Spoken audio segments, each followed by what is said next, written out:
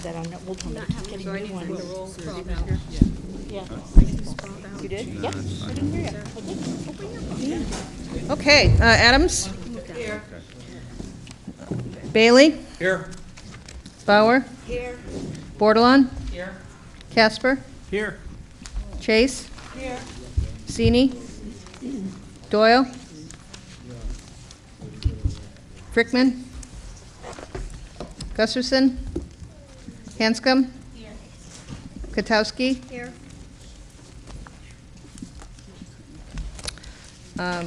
Marley? Marshall? Martin? Here. Massett? Here. McDermott? Here. Melendez? Here. Mello Miller? Merritt? Monahan? Here. Newsom? Here. Oliver? Here. Pasqualini? Perry? Powers? Hughes? Okay, went to get glasses. Pacino? Quinn? Here. Richards? Here. Rogers? Here. Stanford? Here.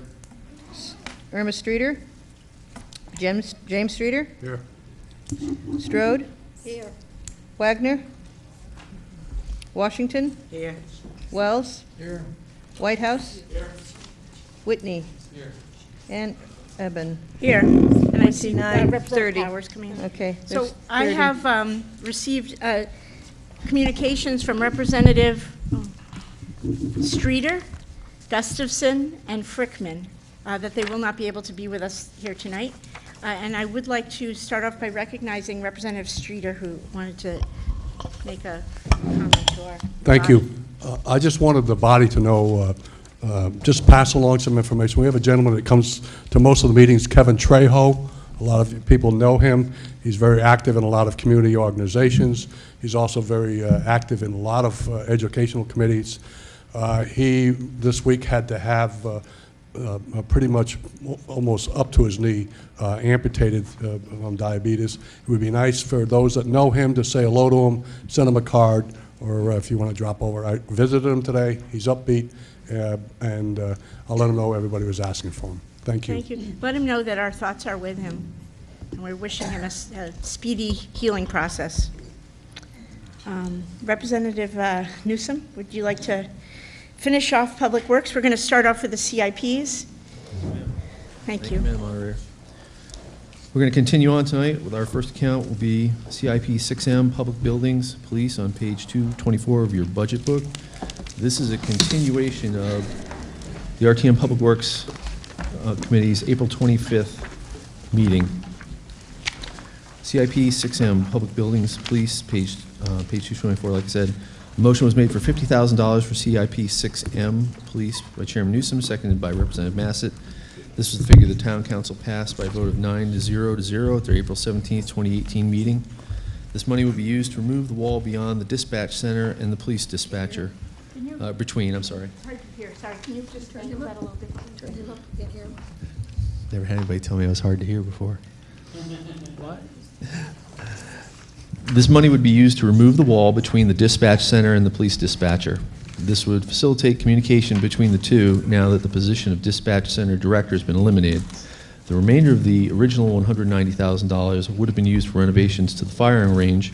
During Town Council deliberations, it was decided that the range work be put off, but removing the wall had to be done. A vote was taken on the amount of $50,000 for CIP 6M, Police. The vote was 6 in favor, Newsom, C, Massett, Merritt, Stanford, and Wells. None opposed, no abstentions. The motion passed unanimously.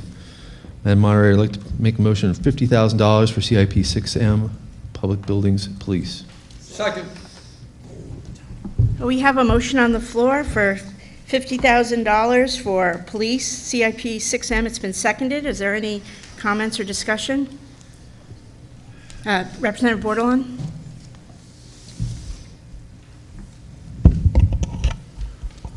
Thank you, Madam Moderator. I just had a couple questions about the, so this is supposed to make the communication in the office just more efficient? Is that what they're wanting? think this thing's on. Yes, I think that's correct. Currently, the police dispatcher, the uniform officers sit in a room that is separate from the main dispatch area, so we'll be taking that wall down, so we'll open that area up. Unfortunately, it's just not as easy as taking a wall down because there's everything in the wall. A lot of the circuitry that's in it that has to be moved. And second, there's 2 ventilation systems that we need to marry together so they don't fight each other. But that's what it's to do. Is it really, you can see, you can respond other than going through a door. And how critical is this right now? I know that we just passed a lot of money for the radio, what have you, and I wonder if this possibly could wait another year with everything going on. From what I understand from the chief and the town manager, that this is critical. It will help with the flow of information, and dispatch is, a main safety item. We'll do as much as we can in-house. Most of this is work for is getting the contractors to come in to do the electrical and the ventilation work that we can't do. I'd like to from what move I an- understand, I'd like to move a is number of 0. Just my reasoning is because of the fact that we did just give a lot to the police department, and I'm all in support of moving this wall. But I think at this time, we have some other needs in the town, and we did give a lot to radios and other things for the police department. Maybe this possibly could be looked at next year. Thank you. So we have a motion on the floor for 0. It's been seconded. Is there any additional comments? Questions? Representative Newsom. I'd like the manager to comment, please. Good evening. Sorry, I was sitting off. I've got like a sinus infection, and I didn't want to be snuffling the whole time, so I was off to the side. Yeah, I feel awful. I'd say it's not obviously near the level of the CAD or the radio system. It's important. There's been many times it would have been good that if you can't hear what's happening in the dispatch center in the bubble, without that wall, you could take calls, you could do some different things, or take there's been times police, especially without the radio system, where police have had to use other means to call in, and it'd be handy for them to be able to take those. But important, like to have it this year, but would it be the end of the world if it was next year? No. Representative Whitehouse? Could you explain to us what's on the 2 sides of this wall? 'Cause I'm having trouble picturing what the dispatch center is versus the dispatch. Well, when you walk in, I don't know how many people are familiar with the police station. When you walk in, kind of straight ahead, you basically have the dispatch. To the right, you have the bubble where the person is, and it's walled in with I believe fire-rated wall and all that through there.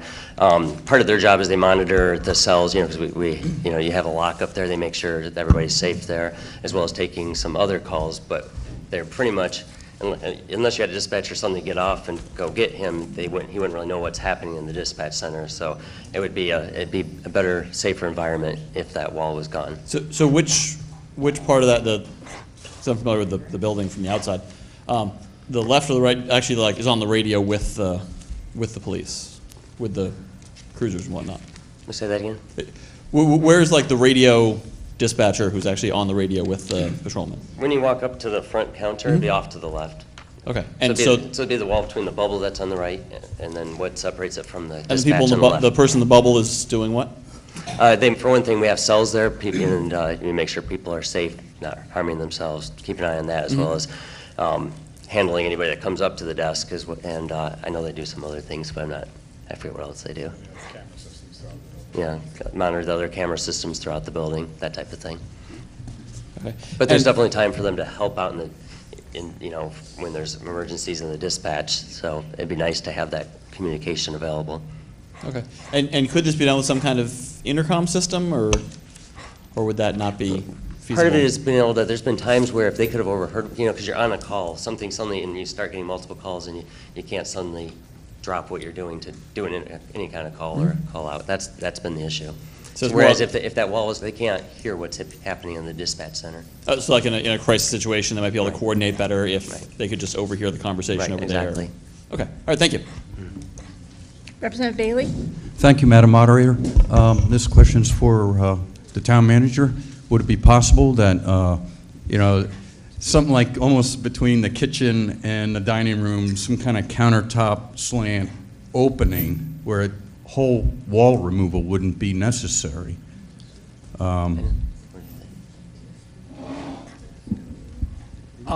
We had looked at all the options to provide something like that, just to have like a slide window in a wall. What is there is that once we open that wall up, we have two different air handling units will be fighting each other. One will be calling for heat, one could be calling for cooling. So what we need to do is do the duct work. By just taking the door out or providing a wall, 3/4 of the wall is down then by just taking those structures out, so you might still take the rest out. So really, we had looked at everything of how to create something there that will have not only the visual, but you can hear from it. So it really is taking that wall down, but the expensive part isn't taking the wall down. Me and you could go up there and hammer it out with a Sawzall.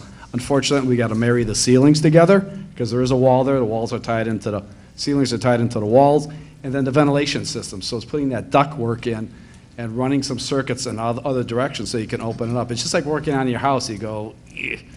Even if you put a window or a pass-through there, it's not big enough because you have all the piping and plumbing in there. Thank you very much. Thank you, Madam Moderator. Representative Kwiatkowski?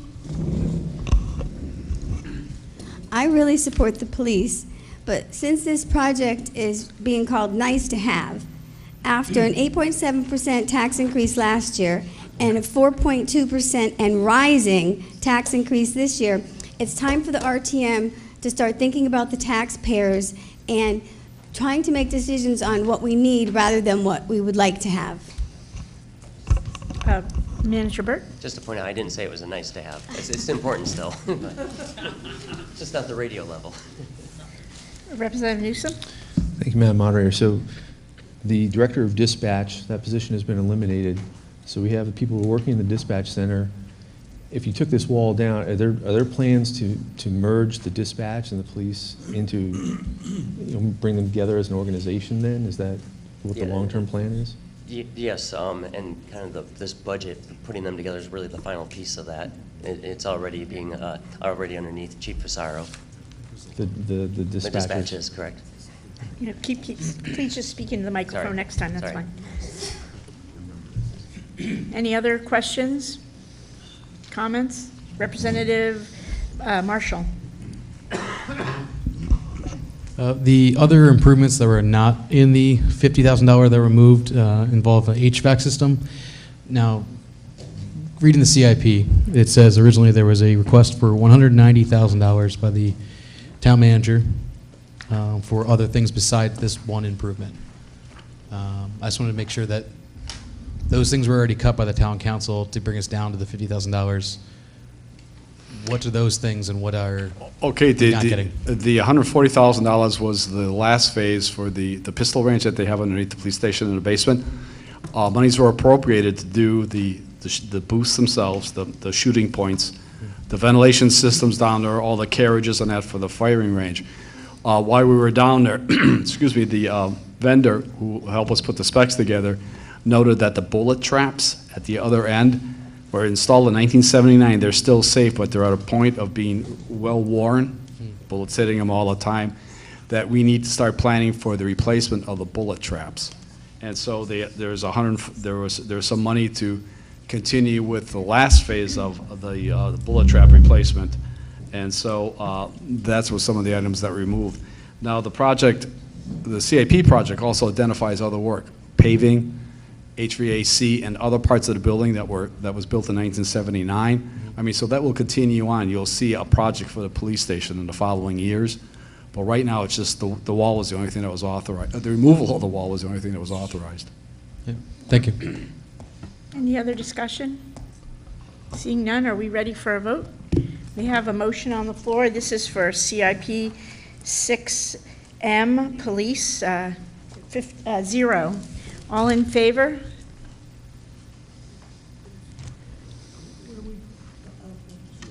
Oh. Zero. Right.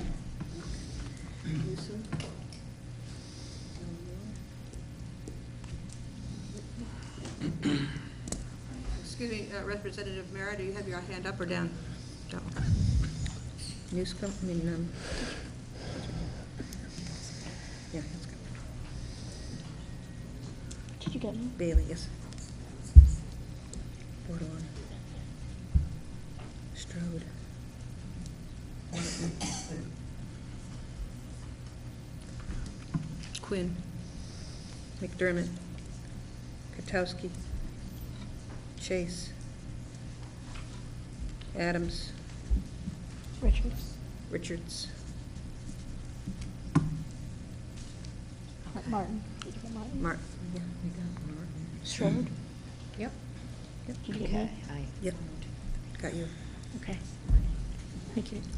Any opposed?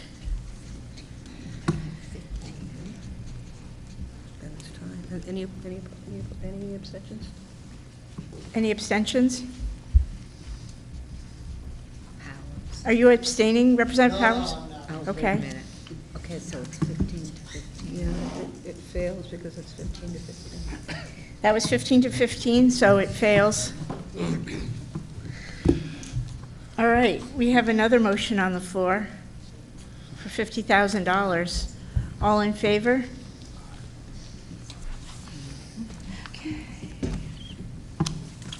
Okay. Let's get the no's instead. Yeah. Could you ask who's opposed? Who's opposed? Any opposed? Okay, Eben? Newsom? Mello, Miller? When I say your name, you can put your hand down. Whitney? Bailey? Strode? Martin? Richards? Chase? Bordelon? Katowski? McDermott? And Quinn? Did you get me? Yeah. Yeah.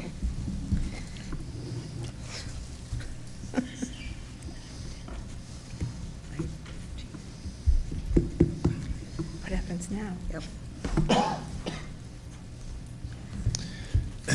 Okay, any opposed? That was the opposed. Any abstentions? Any abstentions? No? So 17 yes, 13 no, 0 Okay, that abstentions. motion passes. You gotta announce it. 17 in favor, 13 opposed, no abstentions.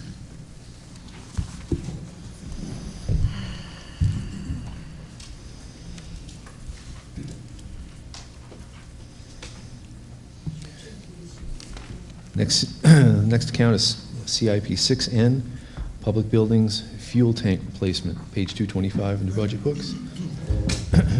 Motion was made for $400,000 for CIP 6N Fuel Tank Replacement by Chairman Newsom, seconded by Representative Sini. This was the figure passed by the Town Council by a vote of 9-0 at their April 17th, 2018 meeting. Director Schneider stated that the tanks are approaching the end of their allowable life. In a year, when that life expires, the town will not be allowed to use them. The town is making plans to temporarily refuel at other locations while the new tanks are being put in. It will take 6 months to do this work. The engineering for this work was appropriated by the RTM and performed last year. There is no option. This has to be done.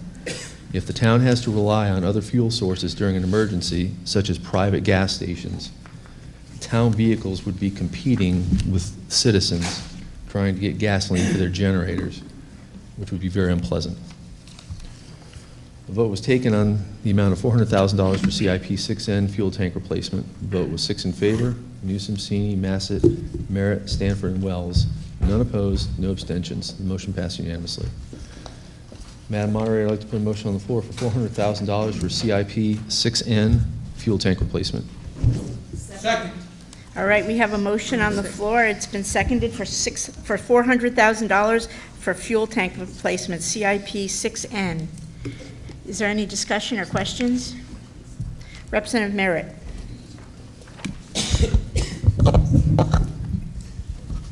Thank you, Madam Moderator. Just a little curious about the last line there, the difference of $160,000. The full, I'm going to call it the full project, and maybe point to a project that's happening in town at the bottom of Fort Hill. The private contractor down there, the private vendor, the gas station owner, has replaced his tanks because those are due. Those are coming out of the ground, but at the same time, he has replaced his canopy and his pumps. So the $560,000 was the full-fledged replacement of our existing canopy and the pumps. There's some reasons to do it all at once. The contractor's there. The pumps are still working. What we'll have to do is remove the pumps, and they'll be putting sumps underneath the pumps. Those are the new regulations.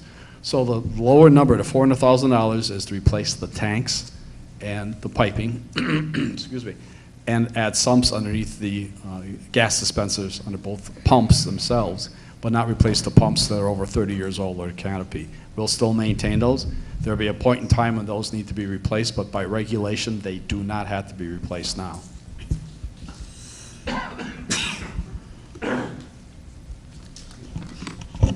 Representative Powers? Thank you, Madam Moderator. Gary, quick question here, at least to the best of my knowledge. It's like a $250,000 per tank to replace it. How many tanks are there? Is there just one, two? What do we got? Diesel? Those are 2 tanks. One's a 10,000-gallon gasoline tank and a 10,000 diesel tank. Okay, so, and as far as pumps are concerned, right? The life expectancy's up. They're good for another 30 years if we do replace them. Right. If the full package is done, the pumps are new.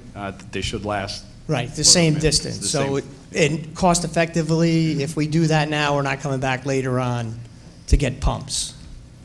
Correct, but I do believe the town manager and the council's number was the same, so I don't think the RTM can add anything higher than the number that's been presented, if I'm correct. Quick question for... We can't add. We can't add to it. Okay, but quick question for John. Excuse me, Manager Burt. The reason for not doing it all...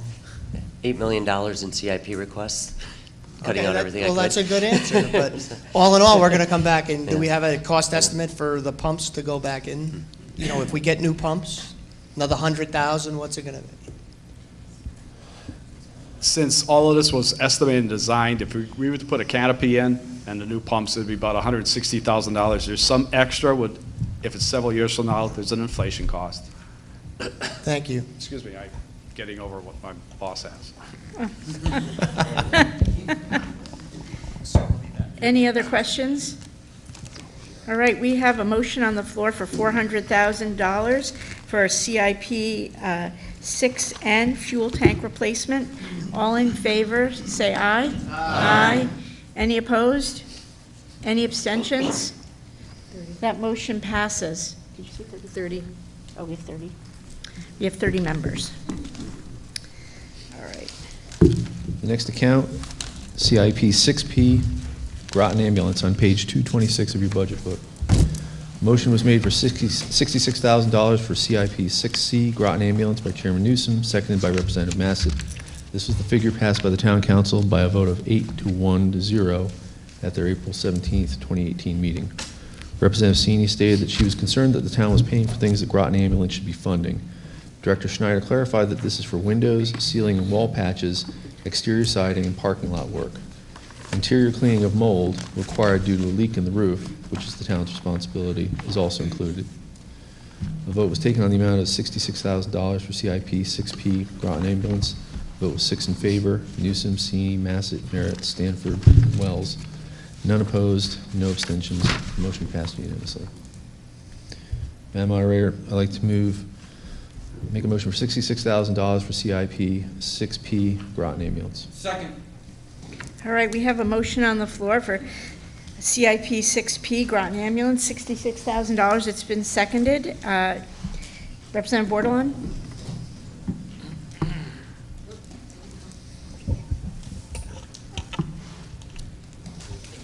Thank you, Madam Moderator. Can you just tell me how much the rent is on this place? 0. Yeah. So, and my understanding from all the meetings I've attended that there also is no current lease with this. Correct. It expired sometime. So we own a building that we are trying to repair that we are not charging the occupants any fees for. After doing a lot of research, I realized that a lot of other towns, even though Groton Ambulance is a service and it's a wonderful service to our town that we all hope to never utilize, but if we do, that it's there, but they all charge rent. And I often wondered why, with the conditions of this building, that the tenants never left. Well, that explains it. When you pay nothing, why would you complain?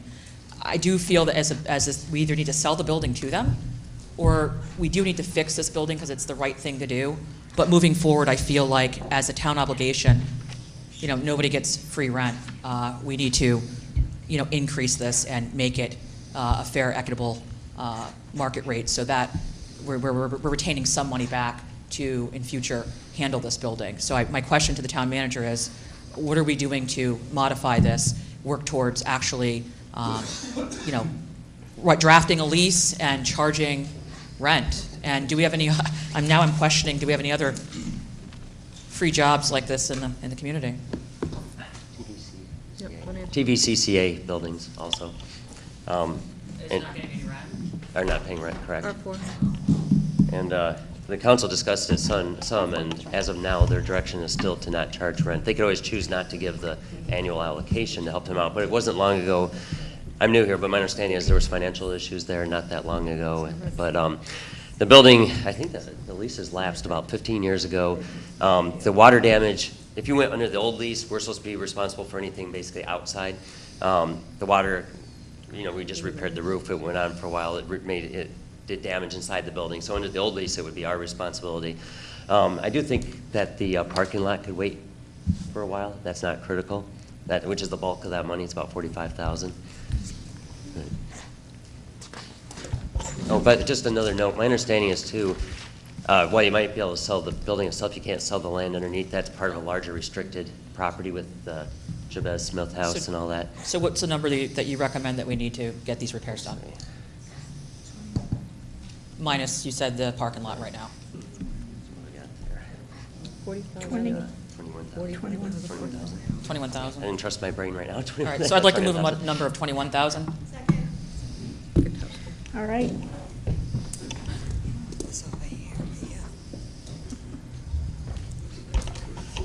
We have another amended number, 21,000 for CIP 6P, Groton Ambulance, Representative Washington. Oh, sorry. Representative Katowski first. I did have her first. Thank you. I want to just follow up a little bit on what's just been said. This is not a charity. It's a tax-exempt business. And after listening to the Town Council budget deliberations regarding this account, I'm convinced that the taxpayers are not getting a good deal. They're getting a bad deal, a very bad deal. And I agree that the town should just either give them the building, but if they're paying $1 a year rent, they should at least take care of the building. I was going to move 0, but I think I'll stick with the 21, and hopefully the 21 will pass. Representative Washington. Thank you, Madam Moderator. I am going to support the 21,000 because I agree with Representative Borderline. When I was at the Town Council meeting and they discussed this, Councilor Zeperi, he had a very good comment saying that the public should not be supporting a private business, and we're actually giving money to a private business, and where else does a private business get money from the public?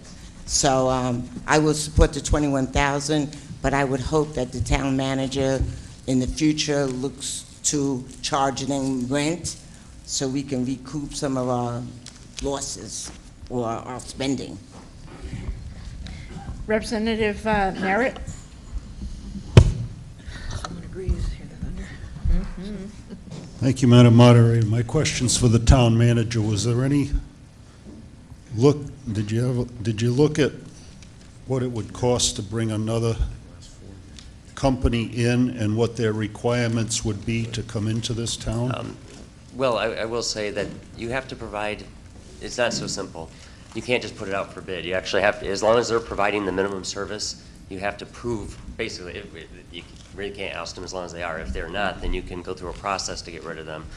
As you've seen, I think Ledger was looking at it. But as of now, though, they're providing, as a matter of fact, they're providing above the minimum service. And that's part of, I think, the reasoning for why the council's, at least for now, the direction's been to keep it at 0. So to bring in another organization, there'd be quite a process to go through, and it could cost us a lot more. Right. And we actually can't do it right now unless they look to pull out. So. I'd be curious as to the specifications of the deed also. I was under the assumption years ago that specifically Groton Ambulance was included in the deed. I'm not sure. I have never read the deed Yeah, on I that can't remember. I property. looked at it when I first got here, but I can't remember. I don't remember seeing it, but I can't say for sure. Any other questions, comments? Are we ready to take a vote? So we have a number 21,000 on the, in the hopper for CIP 6P Groton ambulance. All in favor, say aye. Aye. Any opposed? Streeter, Massett. 2. And Power. What? Bauer and Powers. 4. Bauer, Powers, Jim Streeter. Any abstentions? Jackie Massett. No abstentions.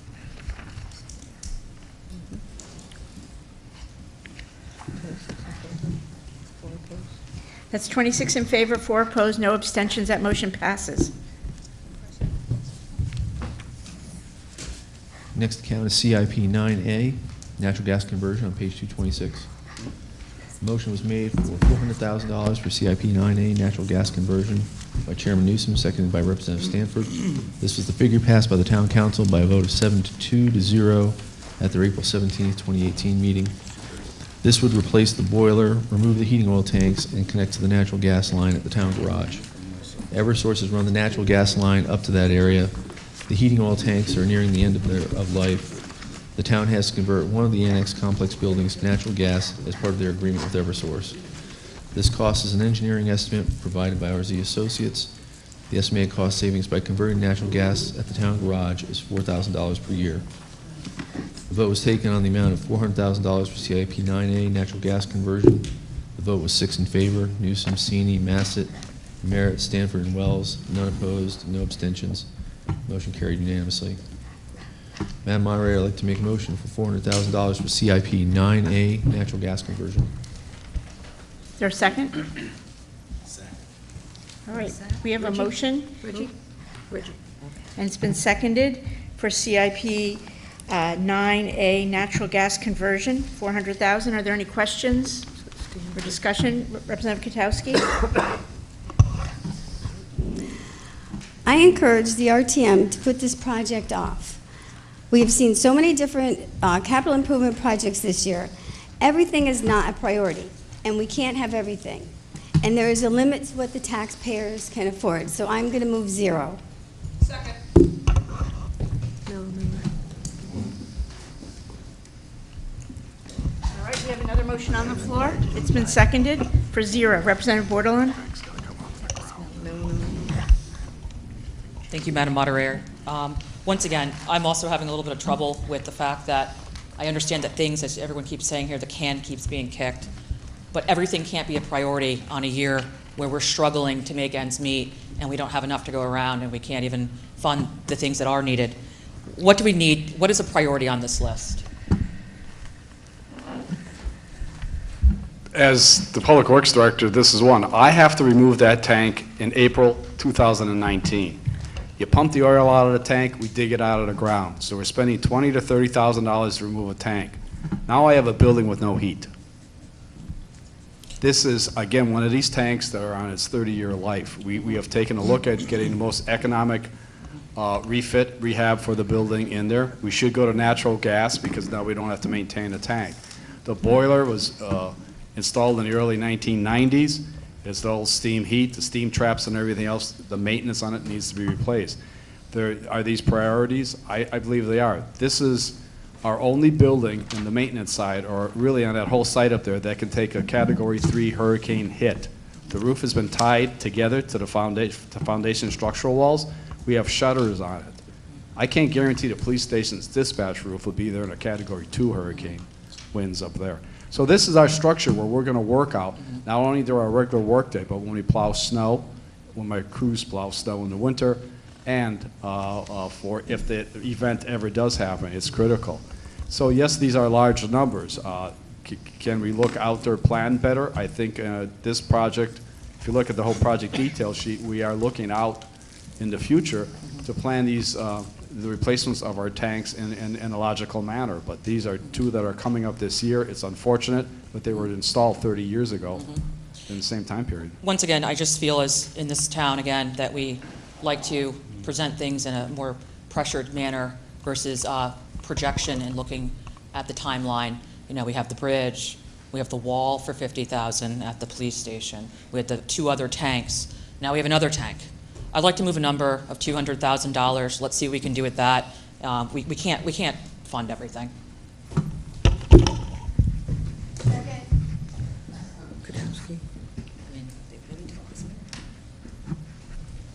All right, we have a third number on the floor for $200,000 for CIP 9A, natural gas conversion. Representative Marshall?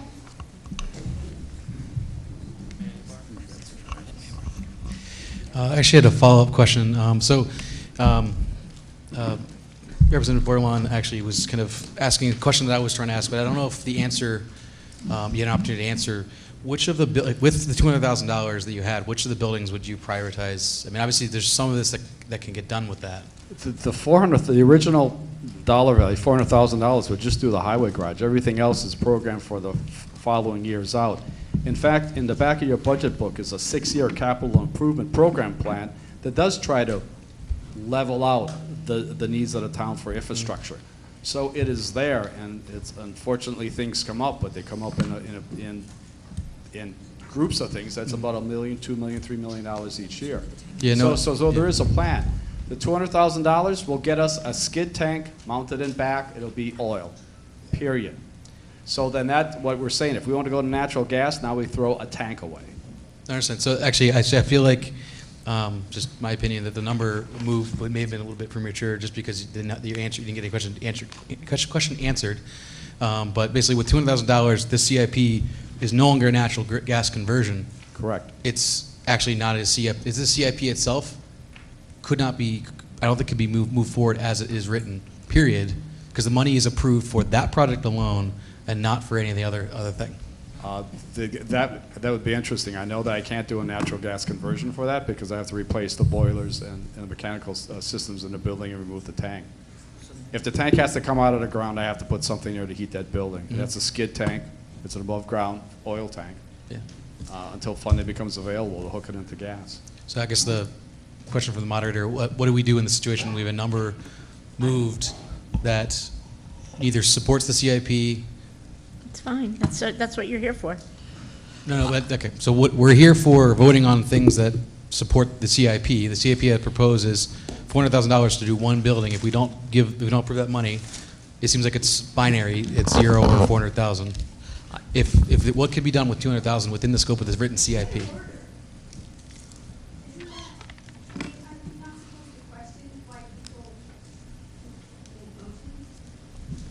I think you need to keep your focus on the motion, but I think what he said is appropriate, so I don't particularly. Looking for procedure. Yeah. I would be willing to, if you can't do anything with the 200,000, I would stick with the 0 then. I'd be willing to take it back if there's nothing you can do with it. I thought there was part lines where you could get half the project done. I do appreciate, you looking for a little bit more insight. So if that's the case, then I'm going to probably support 0. Representative Mello Miller.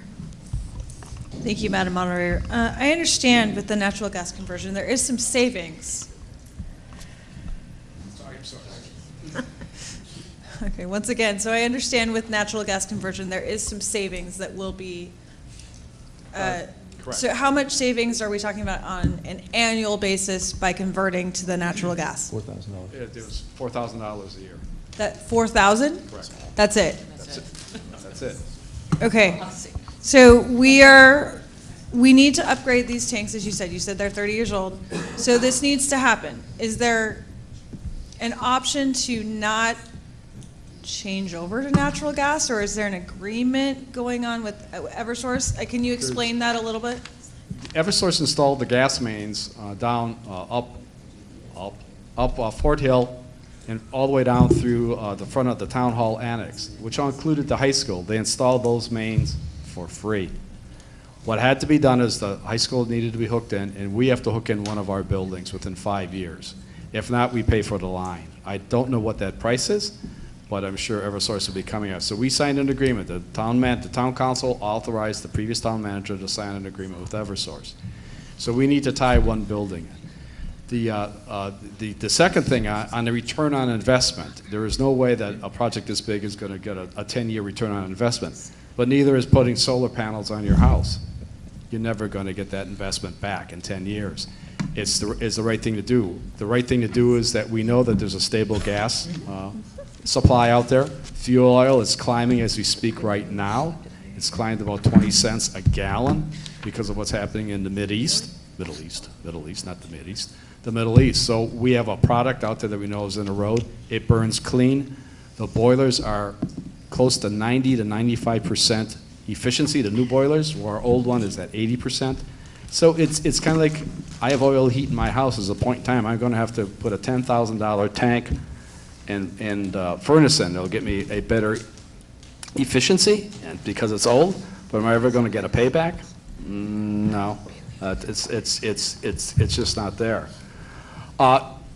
If I don't do it, the tank needs to be removed next year. It will be pumped dry. I need to take the tank out of the ground. I'm not going to become in violation of any DEP rules and regulations. We'll need to put a skid tank in there with fuel oil, or heating oil, excuse me, and then seek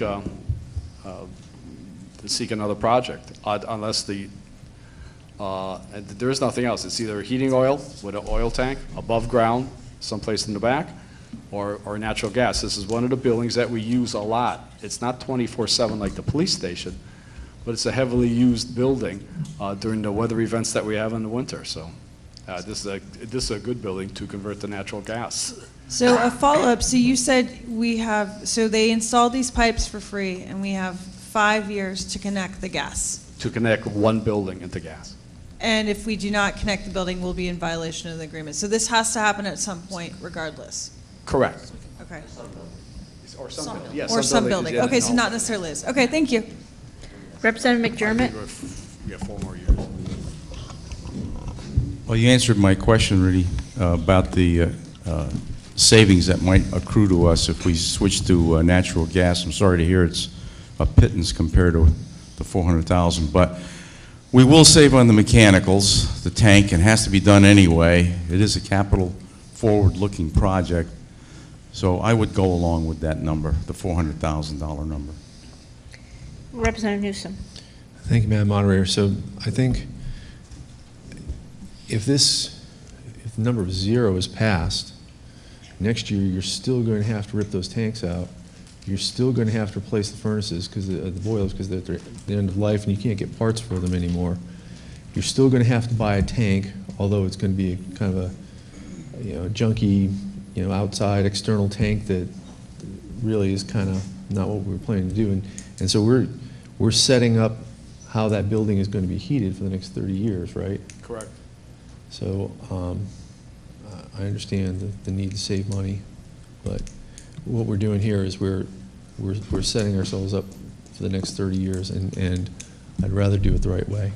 I support the $400,000 figure. Thank you. Representative Streeter? Thank you. I'm looking at this project overall. I noticed in the description, we've got 8 more buildings to do over the years. Now, it's kind of similar to what we had the problems with when we were doing the highways for years. At the budget session, every year we were struggling. Where can we get $1 million to do the roads? Where can we get $2 million to do the roads? So ultimately what we decided was to bond it. Has that been considered for all of these projects, to put it in one package, more palatable for the taxpayers to pay the interest over years, rather than every year coming back for $400,000, and as prices escalate, it's going to be more than $400,000 each year. Has that been considered? As I presented the budget to the town manager, or this project to the town manager, no, it hasn't, because projects this size, and I know it's over a series of years, but projects this size have usually been done through an annual appropriation. You're right, there's 2 other tanks that we have, which is at the library. It's an underground tank that's 2024, along with the police station.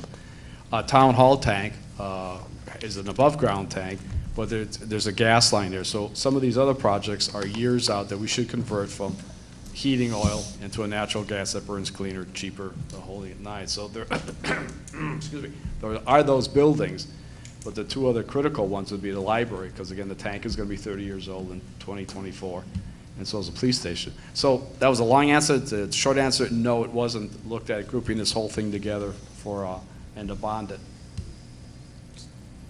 Representative Chase? Thank you, Madam Moderator. You said that Eversource ran the pipes on the street for free, correct? Correct.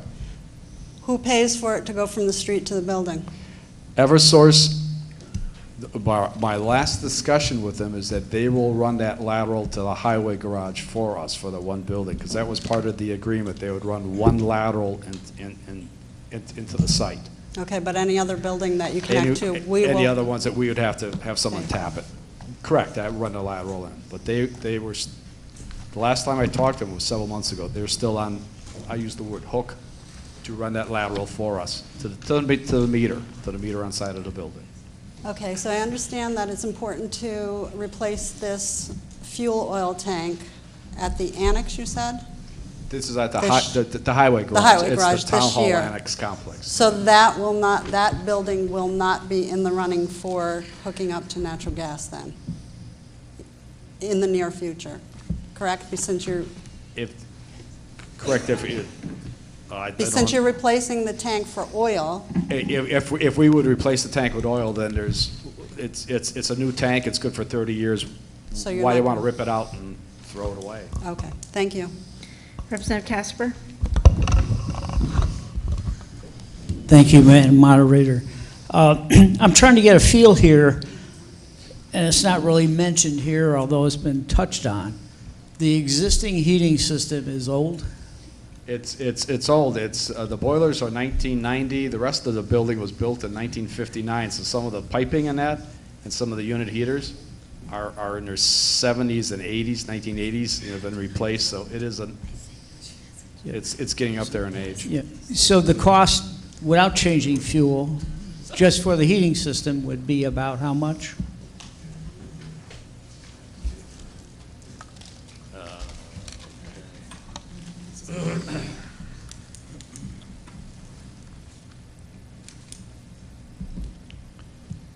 Oh, boy. It's mechanical demolition is 50, so that's part of it. The gas boilers themselves are about $30,000. Then with the miscellaneous in-pipe taking and that is another 50. So bottom line is about $80,000 to $90,000 for the boilers themselves. The rest of it is to do the demolition, take new unit heaters, new piping, new hydronics around the whole site, new controls. There's some sprinkler modifications that need to be done, taking the old boiler room out. So it's the taking the tank out of the ground is a little over $15,000. The existing oil tank out. That's on a good day if we don't want to have any pollution underneath it. So basically, we're looking at somewhere over $100,000 just to replace the existing furnace. Yeah, Boiler. right. Would replace the steam fuel oil furnace with two gas condensing boilers. What I'm saying, if this was to be defeated and we don't go to gas, but we have to go to oil, so you have to change the tank. We would only have to change the tank. And then when the other items come up for due, or they break, or they fail, then we would replace those units. But it would be oil, Yeah, and that would cost? Don't know. I mean, it's broken out to do as a project for the gas, to take it from fuel oil, heating oil, to gas. I mean, could if the boilers break, we would replace the boilers with more efficient heating, fuel oil boilers? Yes. Would you leave it steam? We would probably change it over to hot water because it's a lot more economic than the old steam heat because of the steam traps and the piping and everything else. So it's old. Is it being held together? Yes. Is it working now? Correct. It's looking at it since we need to replace the fuel oil tank. Why put the old technology in? Let's go do it all at once and get it done. Yeah, I was trying to figure out, because to me, the gas burners are usually less expensive than oil burners. I would think, because that's what I said with the gas condensing, 2 racked gas condensing boilers, and then the mechanical demolition, the boiler intake, the pipes and everything else, you're talking about $100,000, but that's, and the controls that go to. Yeah, so I'm trying to figure out where, you're probably going to be spending, the town is going to be spending probably a couple $100,000 anyway in the relatively near future. Correct. And that's all, and I just support doing the 400,000 because it's the right thing to do at this time, and it'll be cost effective going forward. Thank you. Representative Hanscom? I'm just curious too, I'm not very familiar with fossil fuels or natural gas, but is it true that natural gas is slightly less polluting than if we were to burn fossil fuels? Yes, it is. It's cleaner burning. Now, what type of greenhouse gases versus one versus the other, I don't have that here. Okay. That expert's at another meeting right now. But it is. And the efficiencies are a lot higher for the gas condensing boilers, about 95%. Representative Washington? I was just curious, to go back to Representative Streeter's question, is it possible to bond all this instead of doing it every year, put it all together and bond it? Is it possible, yes or no? I mean, it's possible to bond any amount of money. The finance director is sitting in the back there. There are fixed costs. There's the bonding attorney, the whole process, going to referendum. There's a fixed cost, and I do believe, and if I could use in wastewater, Chris will be up here for the next couple of projects, the person who runs the wastewater treatment plant. We had talked to the financial advisor whether it'd be more economic to bond wastewater projects together or fund about $1.5 million to $2 million out of a user fee each year. The financial advisor recommended to us that $1.5 million to $2 million, because of the cost to bond, all of the fixed costs, interest and everything else, it would be better that you use a user fee, you raise your user fees or have a user fee pay for that. A large project like a building of a school system or it's the schools and that, no one has $184 million or whatever our portion is going to be in their kitty net. But you can bond for anything. It's just that your fixed costs are so high, it just doesn't make any sense financially. Representative Whitehouse? Thank you, Madam Moderator. When does that tank have to come out? April 2019. Okay, so during this current budget year. The upcoming, but again, if the money's appropriated next year, then I only have a few months to get it in and out and get it designed, get it bid, get it constructed and that. So we're actually pre-planning. Okay.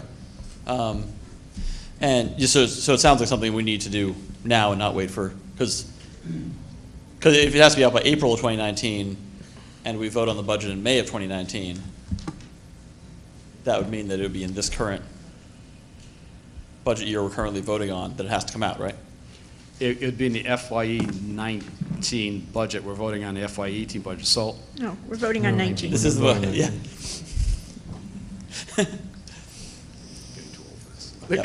I've been here 33 years. So the numbers all blend together. Yes, so it sounds like something we have to do.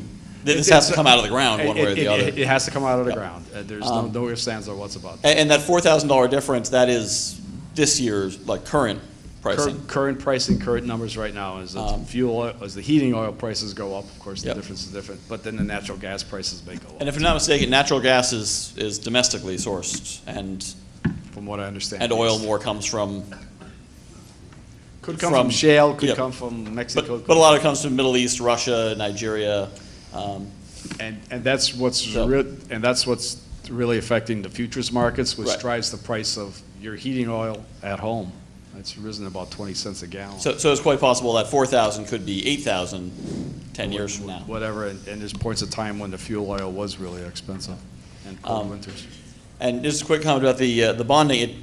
it seems like this is the kind of thing that we can do over time. So it's like the difference between taking out a loan to replace all the furniture in your house versus buying furniture for your living room this year and your dining room in 2 years and your kitchen in 2 years when you have the cash to do it. Otherwise, you're going to pay interest and fees, which doesn't seem like an economical way to do things.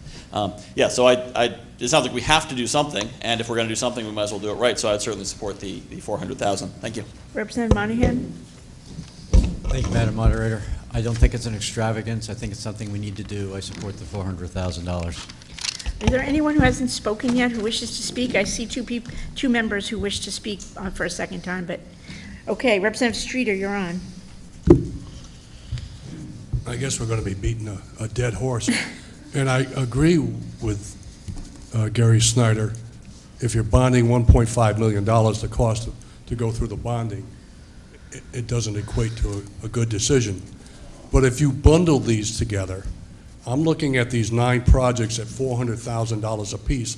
That's $3.6 million. And then if you take your wastewater, then we have another 1.5. Now we're over $5 million. Now it's cost effective to go out and bond it, as far as I'm concerned. Just wanted to make that comment. Thank you. Representative Newsom? Thank you, Madam Moderator. I'd just like to perhaps ask the town clerk,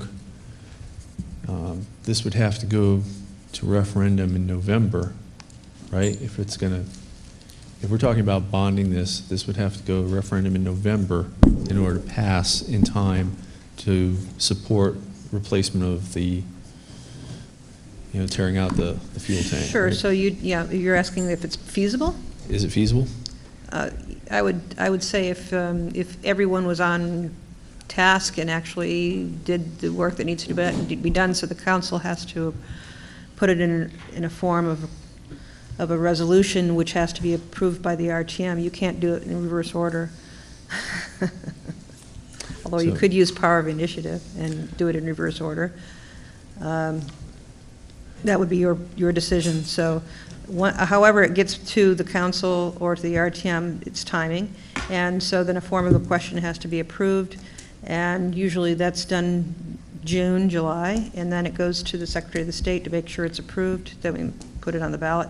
It can be done. If you look at beginning of September as your absolute drop dead to have it approved by the Secretary of the State's office, you'd be okay. Thank you. So would the course of action then be to vote 0 on that, or? I don't want to advise you. Okay. I'm just curious of the process if you're going to bond. I'm not familiar with it.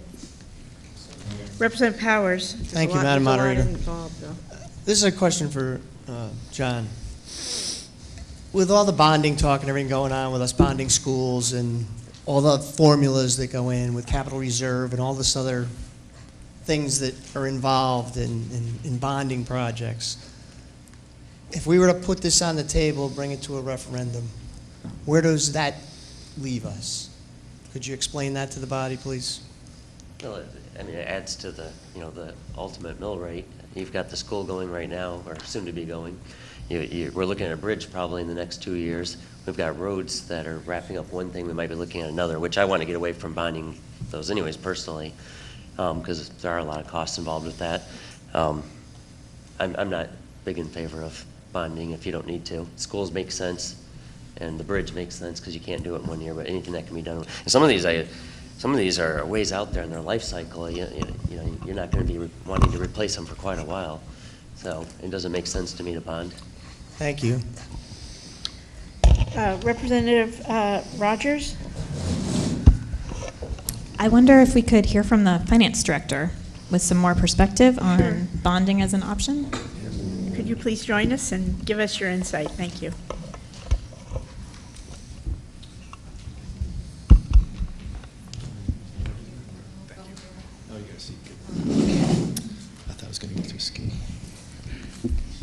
I do agree when Gary gave the example of when we talked to our financial advisor about bonding for the sewer projects. And unless you're going to have a large-scale bonding, it is cost prohibitive. And to put together, as I'm not sure who mentioned that they were going to be, that some of these are far out. And you don't want to bond in advance of your expenditures. It's just really cost prohibitive for a project of this size. All right, has anyone else not spoken yet? Representative McDermott. Thank you, Madam Moderator. I think the question of bonding is really tangential to this whole discussion. You need a lot more information. We have none of it here. I'd like to move the question. All right, we have a motion to move the question. All in favor? Aye. Any opposed? Marshall. Any abstentions? That motion passes. So we have a number on the floor, 200,000 for CIP 9A, natural gas conversion. I'm sorry, Madam Moderator, point of order. Did Representative Bordelon withdraw her motion? No? 200,000? I didn't hear it withdrawn, sorry. It was withdrawn? It was. I missed that. I didn't get it either. Yeah, none of us got it. Did the second accept that? Who was the second? No, Notowski. No, you need to, the second person who seconded it needs to. I know she talked about it, but I thought that was Karen. Yeah, I didn't hear it, So we because got you it need with to, Karen. in order to withdraw it, you need to make a kind of, make it more I know. noticeable than that. And who's the seconder? Notowski did, but. You're fine with that, then? Are you withdrawing it? Are you withdrawing your motion? Me? Yeah. Yeah, I did, because when he's saying there's nothing that can be done with that number, so it's a useless number. Okay, so we have a motion on the floor for 0. All in favor, please raise your hand. Notowski, Chase. Opposed? It's everybody else. Any abstentions? 3 in favor, 27 opposed, 0 abstentions. So that motion fails, 3 in favor, 27 opposed, no abstentions. We have another number on the floor for 400,000. All in favor, please raise your hand. Any opposed? Bordelon. Any abstentions? Streeter. Streeter.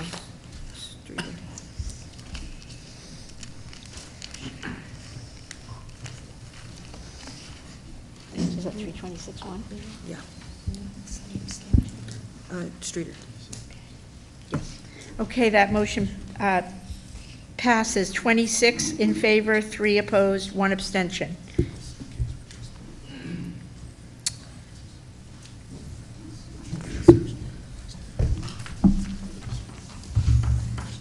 Yeah, if it's not in my minutes, take a look.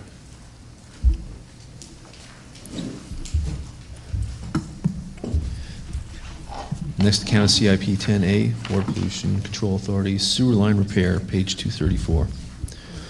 Motion was made for $479,000 for CIP 10A, sewer line repair by Chairman Newsom, seconded by Representative Sini. Wait. What's the matter? Can't hear him. Can you just speak louder? Sorry, we can't hear up here. CIP 10A, or sewer line repair, page 234. Motion was made for $479,000 for CIP 10A, sewer line repair by Chairman Newsom, seconded by Representative Sini. This was the figure passed by the Town Council by a vote of 9 to 0 at their April 17th, 2018 meeting. This funding is for evaluating several main sewer lines and relining others. Funding for this project will be paid for by the sewer use fees. A vote was taken on the amount of $479,000 for CIP 10A sewer line repair. The vote was 6 in favor: Newsom, Sini, Massett, Merritt, Stanford, and Wells. None opposed, no abstentions. The motion passed unanimously. All right, is there a Madam second? Moderator, I'm sorry. I'd like to make a motion for 400. Did I already say that? No, I guess you didn't, sorry. I think I'm jumping your gun. I'd like to make a motion for $479,000 for CIP 10A sewer line repair. Second. All right, we have a motion for $479,000 for CIP 10A sewer line infrastructure repair. It's been seconded. Representative Marshall? Quick question. How much of these repairs affect road work? How many of these changes will affect roads directly? What percentage ballpark? The work that we have planned next year would probably be cast in place in line, so it wouldn't be cut and cover, so we wouldn't be cutting the roads up to do the work. Okay. That's the intent, unless, we may find that some of it's manhole work, which it's right there, but we're not digging a lot of the road up to get to it. Yeah, my concern, the reason behind the question is I see a lot of road work that ends up leaving the roads in further disrepair, but I appreciate that most of it will not be affecting that directly. Thank you. Assistant Director Lund, did you want to talk about? So before before Mr. Newsom was speaking, we had a discussion in our Public Works subcommittee, and one of the things I want to point out, particularly for newer members for the sewer fund, is you've already approved the funding for all of our projects. What we are doing here is taking a vote to approve the actual projects. So if you're looking at it from the federal government perspective, we have authorization, we have appropriations. So you've already appropriated the money. What we're voting on now is you're saying, can we or can we not do the actual projects? So the funding is already in place. It is all just sewer funding. There's no tax dollars impacted here. So I just wanted to point that out. Thank you. Representative Katowski.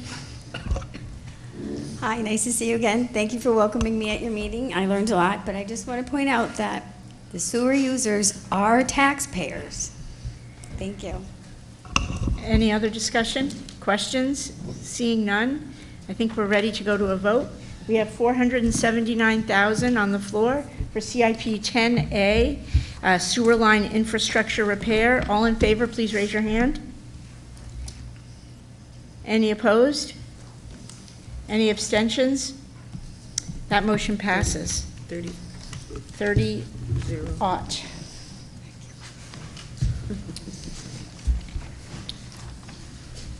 Just one moment, Madam Moderator.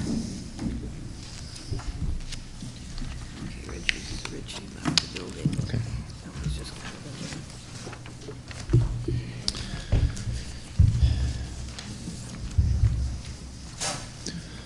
Next account, CIP 10B, pump station, page 235.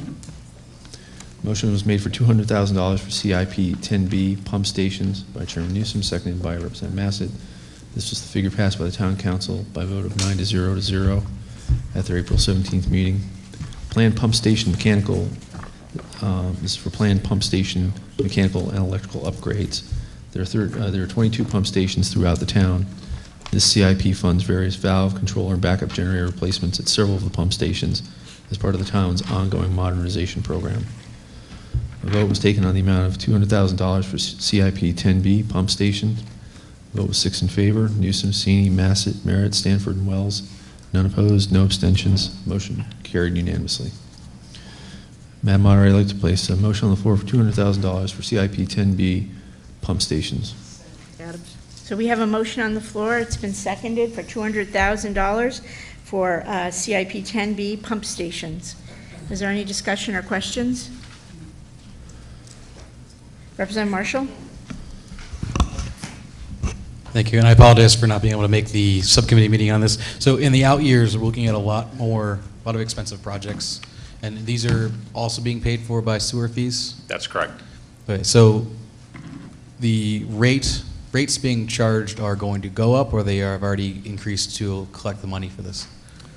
So the funding for the projects proposed in front of you right now are part of next year's funding, which the WPCA will meet to approve the new rates next month. So, so there is a recommendation to raise the rates next year. I think we heard a little bit about that already, but I don't want to bring up that separate conversation. Thank you. Any other questions? Representative Bordelon?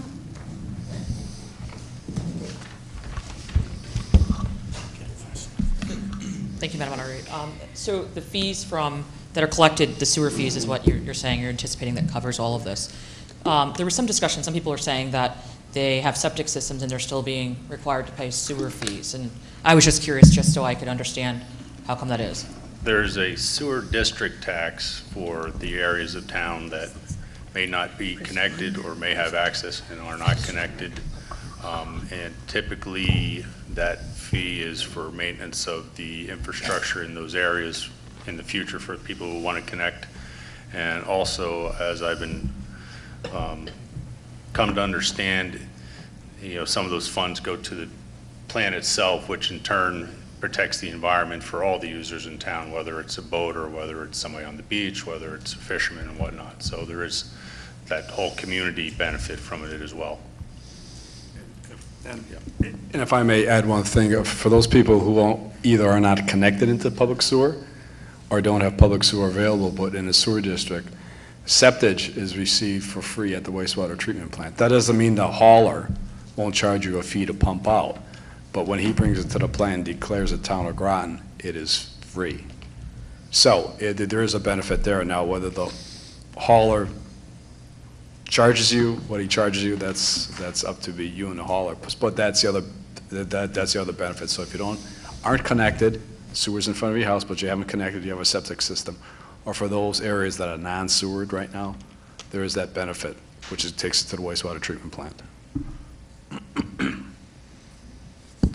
And your public service announcement for tonight is if you have a septic tank or know somebody that does, you should have it pumped every 3 to 5 years. So just to keep it in operation, it's cheaper. All right, any other questions? Representative Rogers. My question is about the urgency of this $200,000. We've heard some other projects obviously have a hard deadline, and I'm wondering if we're facing something similar in this situation. So this particular project is for the Goss Cove Pump Station, which is right outside of the entrance to the Nautilus Museum and the subbase. It serves the subbase and pretty much everything that runs down the hill on Route 12 in that area. So that's the catchment basin. There are several pump stations that are all of that same era, and they are getting to the point where they will very soon fall apart on us, some of the mechanical stuff. We have old insulation on the wiring, old mechanical, old electrical, so it's not so, we don't want to wait till it's an extremis. So we have a couple of these plants that we're programming over or pump station we're programming over the next couple of years. So they shouldn't be delayed, because if we delay one, then we start cascading, and we will probably wind up with something failing before we've gotten to it. So we're just trying to get it on a schedule to keep ahead of it before it falls apart. All right, seeing no more hands, I think we're ready for a vote. We have 200,000 on the motion for 200,000 for pump station CIP 10B. All in favor, please raise your hand. Any opposed? Opposed? Sorry. Any abstentions? That passes. 30 in favor, none opposed. Next account, CIP 10C, CIP 10C treatment facility on page 236. A motion was made for $52,000 for CIP 10C treatment facility by Representative Massett, and seconded by Representative Wells. This is the figure passed by the Town Council unanimously at their April 17th, 2018 meeting. This money is for hiring an architect to develop plans to modernize the lab at the water pollution control facility. There's daily testing going on at the facility. The lab there was built in the 80s and is using outdated equipment. We don't have the expertise in-house to design a modern lab, so we need to go outside. The vote was taken on the amount of $52,000 for CIP 10C treatment facility. The vote was 6 in favor. Newsom, Sini, Massett, Merritt, Stanford, and Wells, none opposed, no abstentions. Motion passed unanimously. Madam Moderator, I'd like to make a motion for $52,000 for CIP 10C treatment facility. Yes. Second. All right, we have a motion on the floor. It's been seconded for treatment facility CIP 10C, $52,000. Are there any discussion? Representative Bordelon? Thank you, Madam Moderator. I feel this is an important, water pollution is, top of the list. I do have a question. If we try to get any grants or anything, do we work towards, I know there's a lot of improvements and funds out there that are underutilized, and I didn't know if we have attempted to try to seek any of those funds. So this State of Connecticut DEEP is the purveyor of all the federal grants based on clean water funds and whatnot. So we do submit for them, and also the USDA runs a rural agriculture program which actually funds wastewater, and we do submit for both of those. What works against us and has continued to work against us recently are those cities that have combined sanitary and stormwater sewers. So the Norwiches, the Bridgeports, the Stanfords, and whatnot. So For example, this past year, I think the projects that we submitted, which were some of these as well, on scoring list wound up in 60, 70 on the priority order, and they only funded maybe 1 through 10. So we do apply for them, and we are seeking out the sources, but unfortunately, compared to what they considered the bigger fish, we aren't matching up very well. Any other questions? No? Seeing none, I think we're ready for a vote on CIP 10C treatment facility, $52,000. All in favor, please raise your hand. Any opposed? Any abstentions? That motion passes, 30 in favor, none opposed. I think we have to vote on your minutes. Thank you. Yes, ma'am. So that concludes the Public Works Committee items. Motion was made to adjourn by Chairman Newsom, seconded by Representative Sini. Motion passed unanimously. The meeting adjourned at 8:50 p.m. Madam Moderator, I'd like to move the meeting minutes for the RTM Public Works Committee April 25th, 2018 meeting. Is there a second? Any questions or discussion? All in favor, please raise your hand. Any opposed? Any abstentions? That passes. Thank you very much, Representative Newsom. Thank you. Thank you, guys. So at this point, I'm going to ask Representative Mello Miller to come forward and take us through the Parks and Recreation budget. That's on page, let's see, 219, I believe. No, sorry, 156.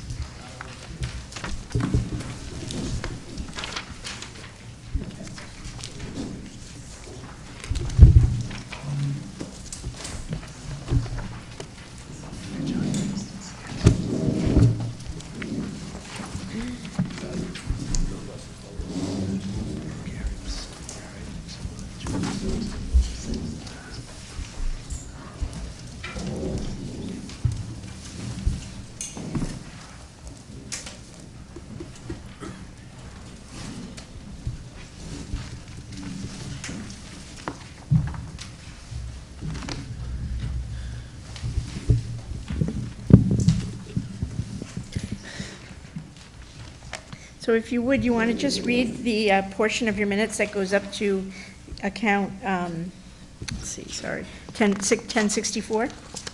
And then we can take that, you can make a motion on what your committee has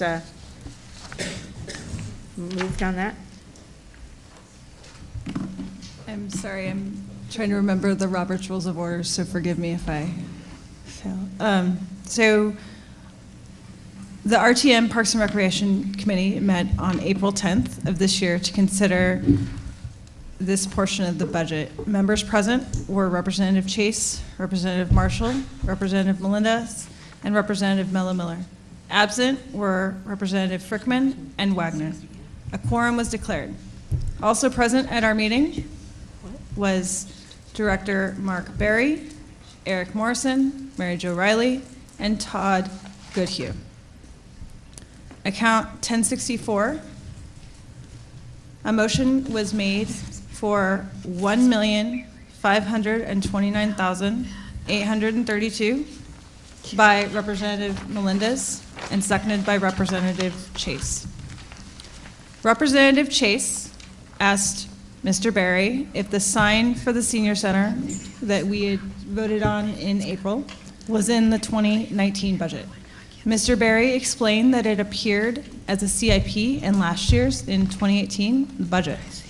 He further explained that a grant came from Millstone and the rest was raised by Club 55, the senior center, to total somewhere around $28,000 to $29,000.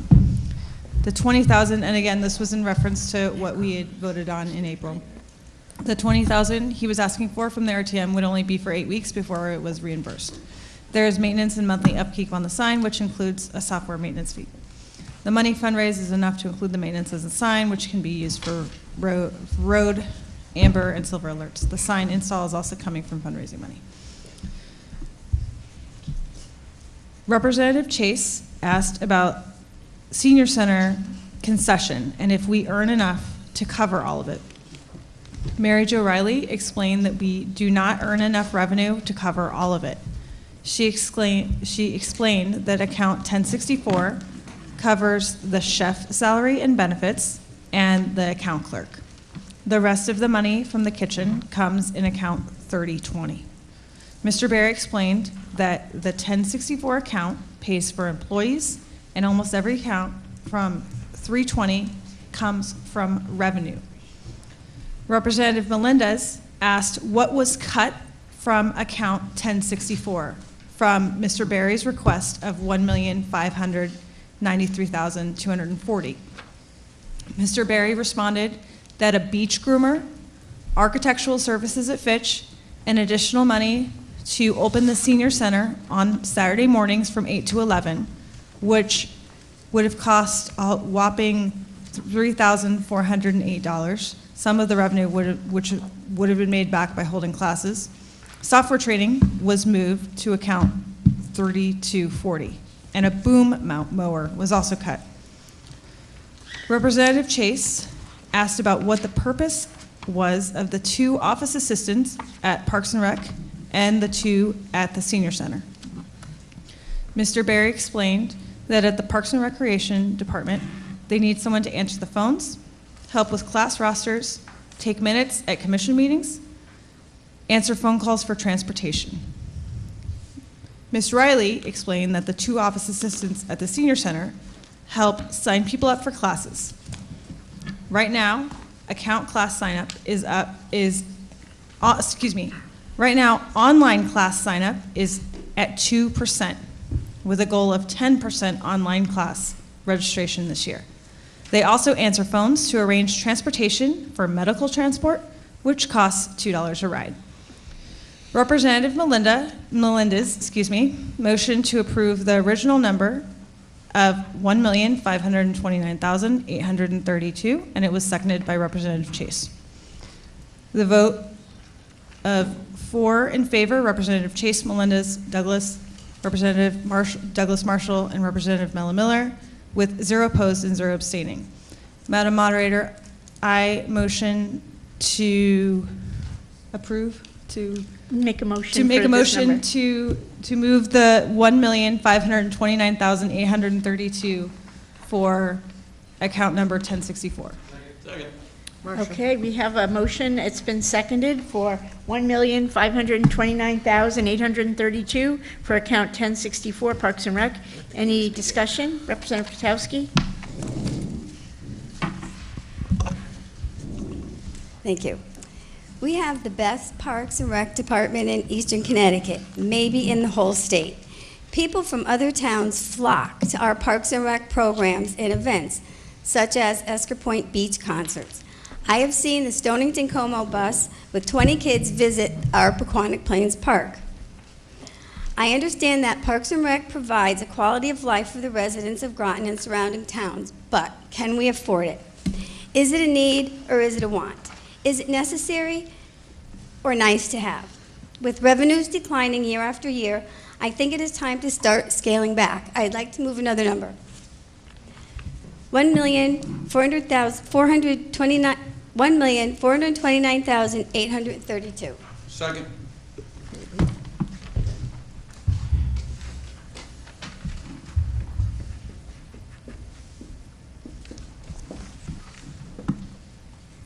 So we have a motion. It's been seconded for account 1064, $1,429,832. Would you like to speak to it? I appreciate the fact that the town manager and the director of Parks and Rec eliminated a position. The RTM has definitely increased the town council 4.2% tax increase, and with an 8.7% tax increase last year, there has to be a point at which we start to scale back. Thank you. Representative Marshall?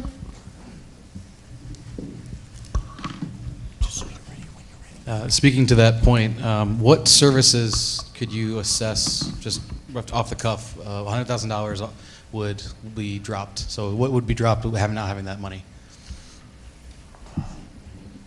Because you already lost $60,000 off of your original number you requested, and the items were cut that were already mentioned. So if we were to cut the budget $100,000, I would close neighborhood parks, plain and simple. I wouldn't have the money to repair them. I wouldn't have the staff to maintain them. So it would essentially we'd be closing, like I said, community parks. And those that we kept open, if something broke, we just have to leave it. Secure it if it was dangerous, obviously, but secure it and then leave it. Yes, yeah. So I support the original number of $1,529,832, predominantly because a lot of the services that are offered actually are self-sufficient. These things, a lot of these things, there's a lot of funds that are raised by the community to pay for activities, for the entire public works. Representative Whitney?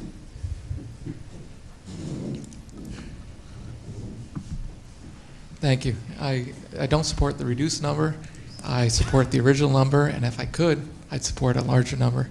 I was at the town council meeting when this was discussed, and I think I jotted down some notes, which you can comment on if they're accurate or not, but over the last 10 years, the Park and Rec budget has been cut by 54%. Staff has been cut by 20%. And as you well know, Park and Rec activities are paid for. They're charge fees. And the cost recovery through that means is 44.7%. I believe you pointed out that the median across the country is 23%. So we're already asking the people who are enrolled in programs to pay more of a percentage than in other areas. And so I think the town's getting a really good deal. We're in the senior center that's also run by Parks and Recs. And if you, a want or a need, I get that, but all you have to do is just attend a summer camp. Or just this evening, I saw an adaptive karate program where literally people through Parks and Recs are learning how to walk better. And it's moving to see. And that's a physical need they're getting out of that. But I think everyone that uses a park or is involved in one of the programs is getting something, in terms of their self-identity too. So psychologically and emotionally too. This is something as a town that I think we should all be very proud of and firmly support. Thank you. Representative Bordelon? Thank you, Madam Moderator. I'm in full support of Parks and Rec. I think it's part of our enrichment here, and what we need to do for our citizens, and it's part of the TIF and bringing people in economic development. I had a question though about the Board of Ed section here that states $60,000 for mowing at the high school. How come that's under here? So we provide that service to the Board of Ed. We also line the fields at Pequannock Plains Park for a lot of their soccer games, their lacrosse games. That's something that the Board of Ed isn't capable of doing. They don't have the fields at the high school to support those games, so they pay us for that. They pay us for that service. So it says Board of Ed Fitch High School ground mowing. Well, So- it's not. It's Fitch High School, plus it's down at Pequannock Plains Park.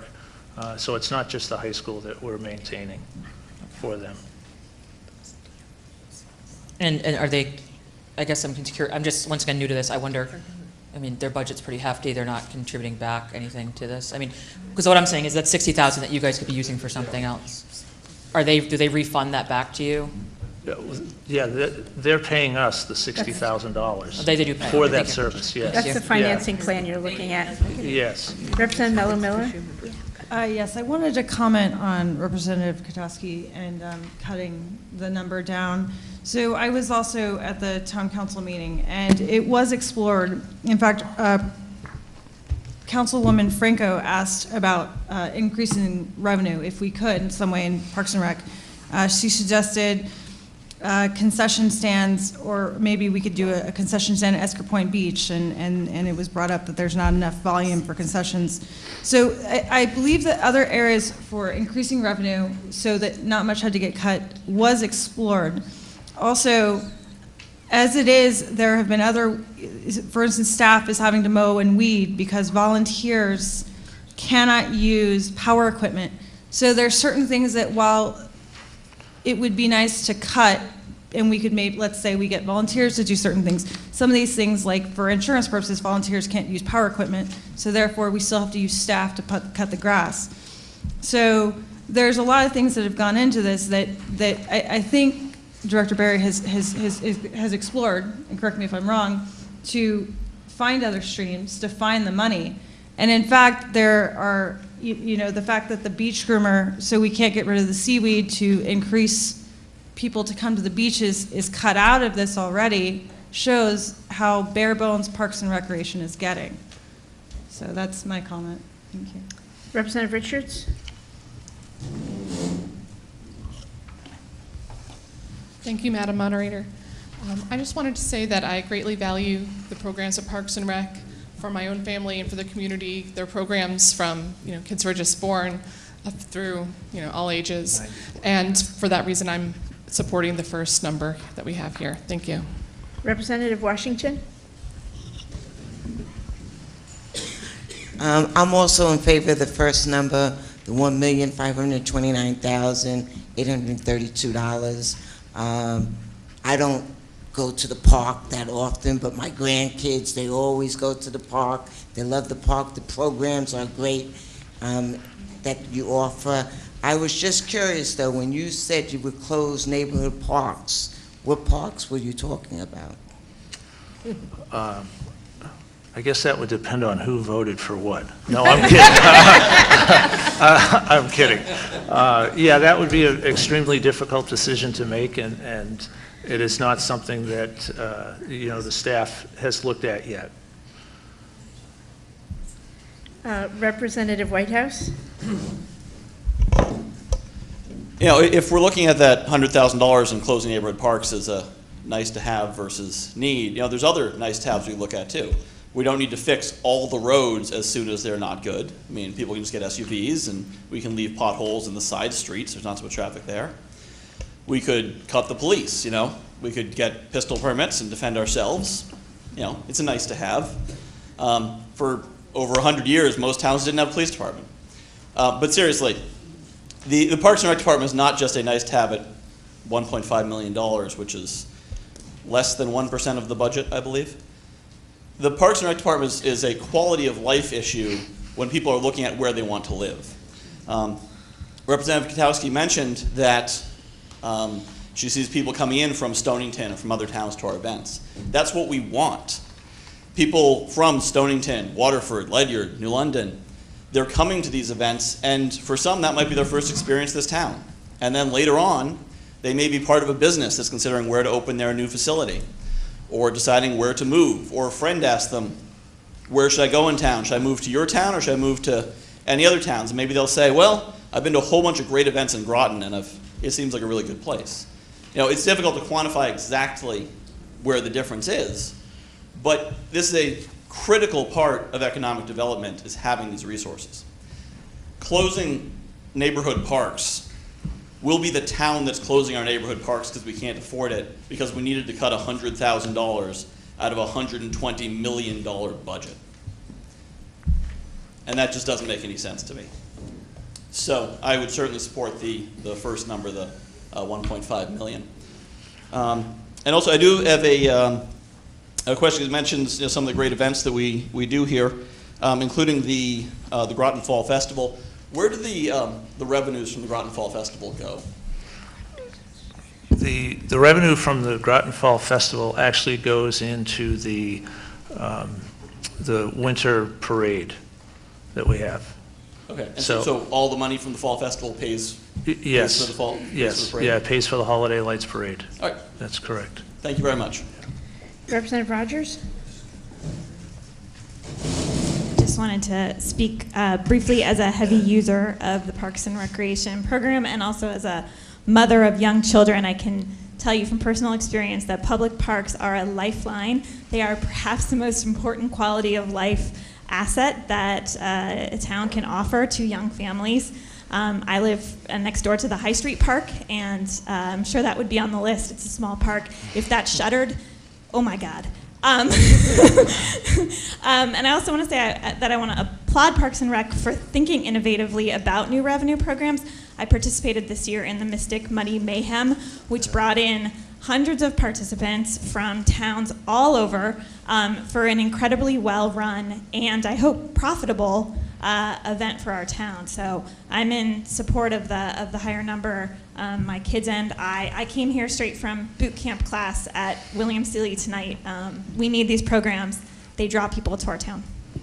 Representative Bailey? Thank you, Madam Moderator. I have a question for Mark Berry. How much does it cost to run a Holiday of Lights parade? I realize, excuse me, lifesaver. I realize that you know, police and and barricades and stuff like that. But what else would be needed to run the Holiday of Lights parade? What would it cost that much? I don't have that number off the top of my head. I know Jerry Locken is sitting in the back, and Jerry's directly involved with that. I don't think we run any. To answer that question. Yeah, well, let's invite him, please. Mr. Locken, would you like to come down and answer that question for us? Thank you.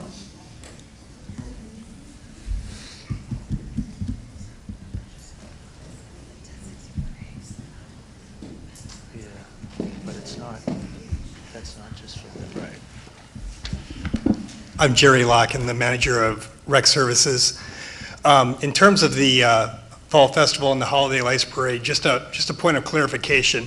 The town collaborates on those events with the Greater Mystic Chamber of Commerce to operate those. All of the money that goes into the Fall Festival goes to the chamber. The chamber uses that money for providing the Holiday Lights Parade and to pay expenses related to the Fall Festival. In terms of the Holiday Lights Parade, the bill for the overtime for the police, I believe, is in the $4,000 to $5,000 range. So the money from the Fall Festival pays that bill. In terms of other expenses for the parade, there are expenses that go into paying various people to participate in the parade, and those are also paid for from the money that comes from the Fall Festival. It's not taxpayer money. Well, I would kind of disagree that most of the people that go to the parade probably do that just to be part of the parade. That's correct. Most people are not paid to be in the parade, but there are certain groups that most people like to see. The popular groups, the fife and drum corps or the things like that, you have to pay those people to be in the parade. People on horses, you have to pay those types of people. But it wouldn't be that much, would it? It's every one of those groups is several $100s. Yes, and again, it's not taxpayer money. That money comes from what is raised at the Fall Festival. Okay, thank you very much. Thank you, Madam Moderator. Thank you. Representative McDermott? Thank you, Madam Moderator. Mark, what percentage of the town is made up of park property, do you know? Is it like 20%? I don't know. Seems to me I recall Mark Ofinger using that number once upon a time. The thing that strikes me, having been in the liaison committee last year, in fact, I'm not even sure I'm still on it, but we have a great relationship with Groton Open Space and Avalonia, and we have a super extensive park system because we partner with those people. I don't think that I'm aware of any other town that has as good a park system as we have. And I think Mark does a great job administering. I'd support the first number, $1.5 million. Is there anyone else? Representative Bauer?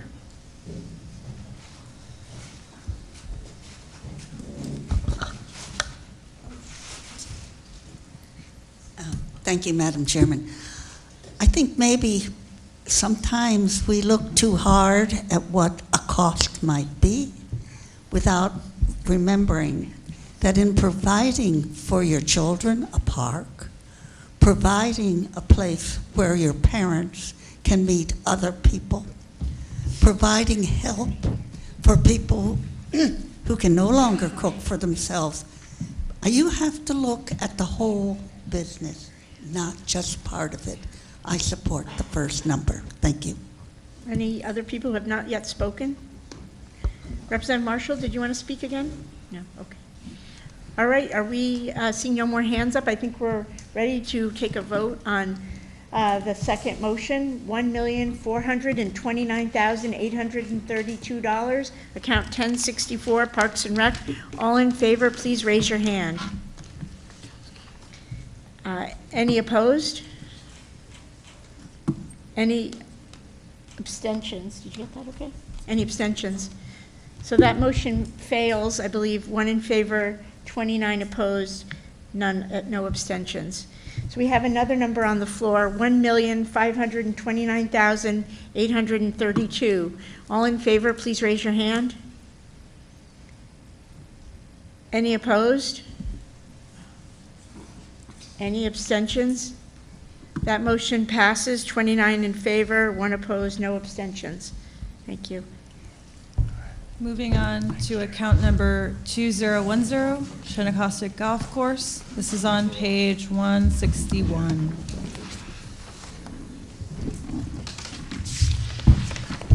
A motion was made for $1,357,833 by Representative Chase and seconded by Representative Melendez. Representative Marshall asked Mr. Morrison about what the terms were for the lease that the restaurant Par 4, for the restaurant Par 4. Mr. Morrison responded that Par 4 just signed a new 5-year lease to expire December 31st, 2023. Representative Marshall asked how much the golf course pays the town, to which Mr. Morrison responded that the Shennecossett Golf Course pays back $59,683 annually, which goes into the general fund for support. A motion was made to vote on that number. 4 in favor, Representative Chase, Melendez, Marshall, and Mello Miller. 0 opposed, 0 abstaining. I so move the number $1,357,833 to the floor. Thank you. All right, we have a number on the floor, and I heard it has been seconded. That's account 2010, Golf Course Fund, $1,357,833. Representative Mello Miller? I'm sorry, I'd like to mention, and it wasn't in the minutes, but this is the special revenue fund. So all operations are paid for by golf course fees, membership fees, and includes wages, benefits, post-employee benefits, insurance, and operating expenses. Thank you for clarifying that. Representative Bordelon? Thank you, Madam Moderator. How much revenue do we bring in after we cover all these expenses? It depends on the year. Whatever revenue, additional revenue we bring in, it goes into a fund balance account so that if we have a bad year, we can pay that money back to the town, so there's still no impact. So you're not sure of the number that we profit per year? It changes, it flexes. It's been as low as $1,500. And other years, it's been considerably more, in the tens of thousands. Mm-hmm. Any other questions? Representative Katowski? I just have a question about something you mentioned. You mentioned that the benefits were included in the enterprise fund? I was under the impression that the salaries were, but not the benefits. No, that's not correct. Everything. Everything? Everything, yes. Okay. Thank you. Any other questions, discussion? Seeing none, I think we're ready to vote. We have account 2010, Golf Course Fund, $1,357,833. All in favor, please raise your hand. Any opposed? Any abstentions? Abstention? That motion carries, 29 in favor, 0 opposed, 1 abstention. Moving on to Recreation and Senior Activities, account number 3240 on page 166. This is also a special revenue fund where the program fees, the instructor fees, seasonal and part-time staff, programming materials and supplies, and all other associated costs of running the program are paid from the special revenue fund.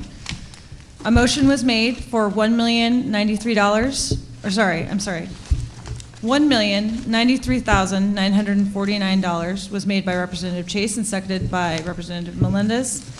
Representative Chase asked why from 2017 to 2019 personnel rose 20%. And Mrs. Riley explained that it was because they were moving people from the general fund into the 3240 account. A motion was made to vote.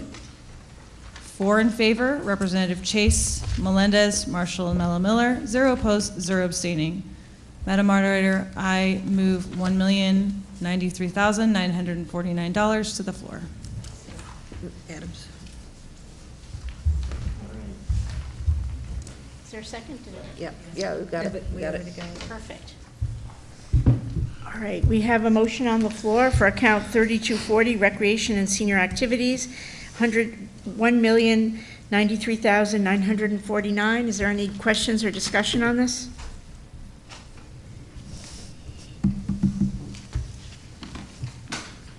No? Okay. Seeing no hands raised, I think we must be ready for a vote. Again, it's account 3240, Recreation and Senior Activities, $1,093,949. All in favor, please raise your hands. Any opposed?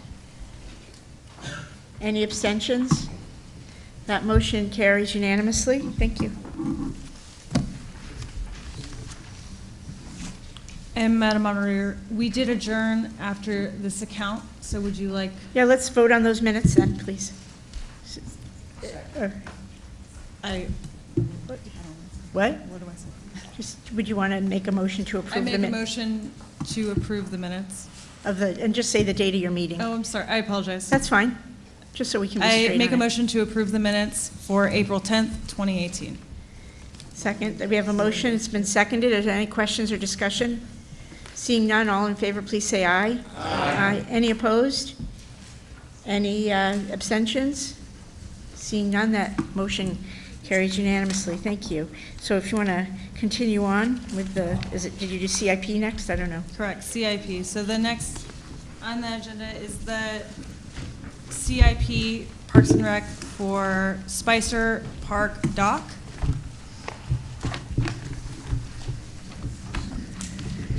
That is on page 219.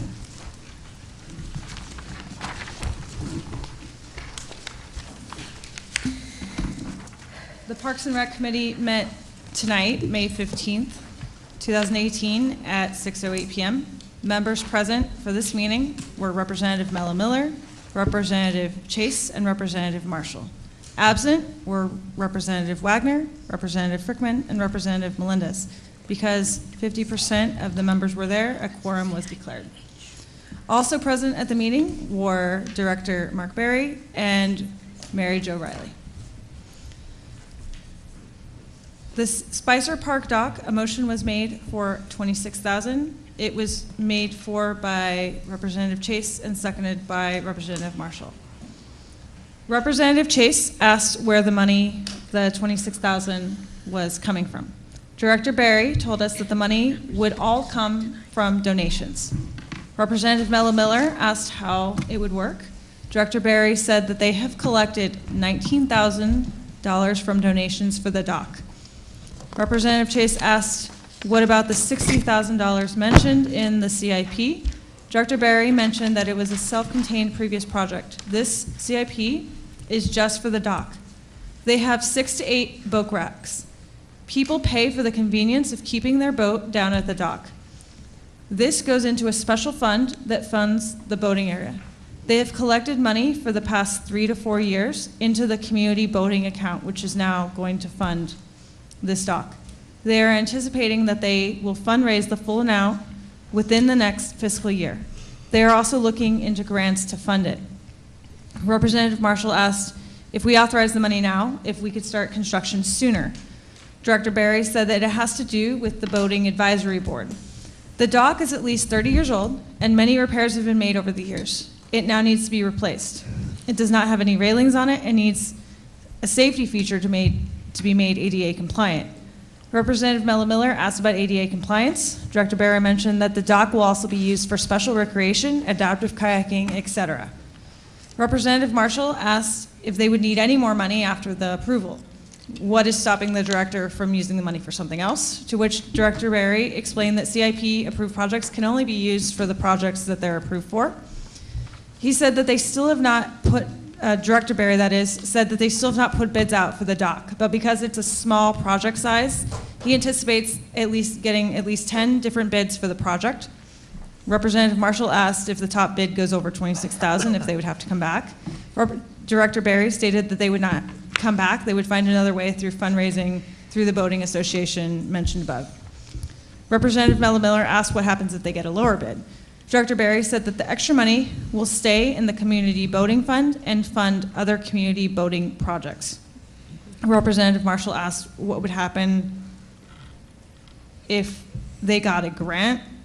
Director Barry said the additional money would go into community boating projects and only the boating fund. He would leave it in the fund for other general repairs or anything that the dock needed. Representative Mella Miller made a motion to vote on the bill, seconded by Chase. 3 in favor, 0 opposed, 0 abstaining. Madam Moderator, I make a motion to approve $26,000.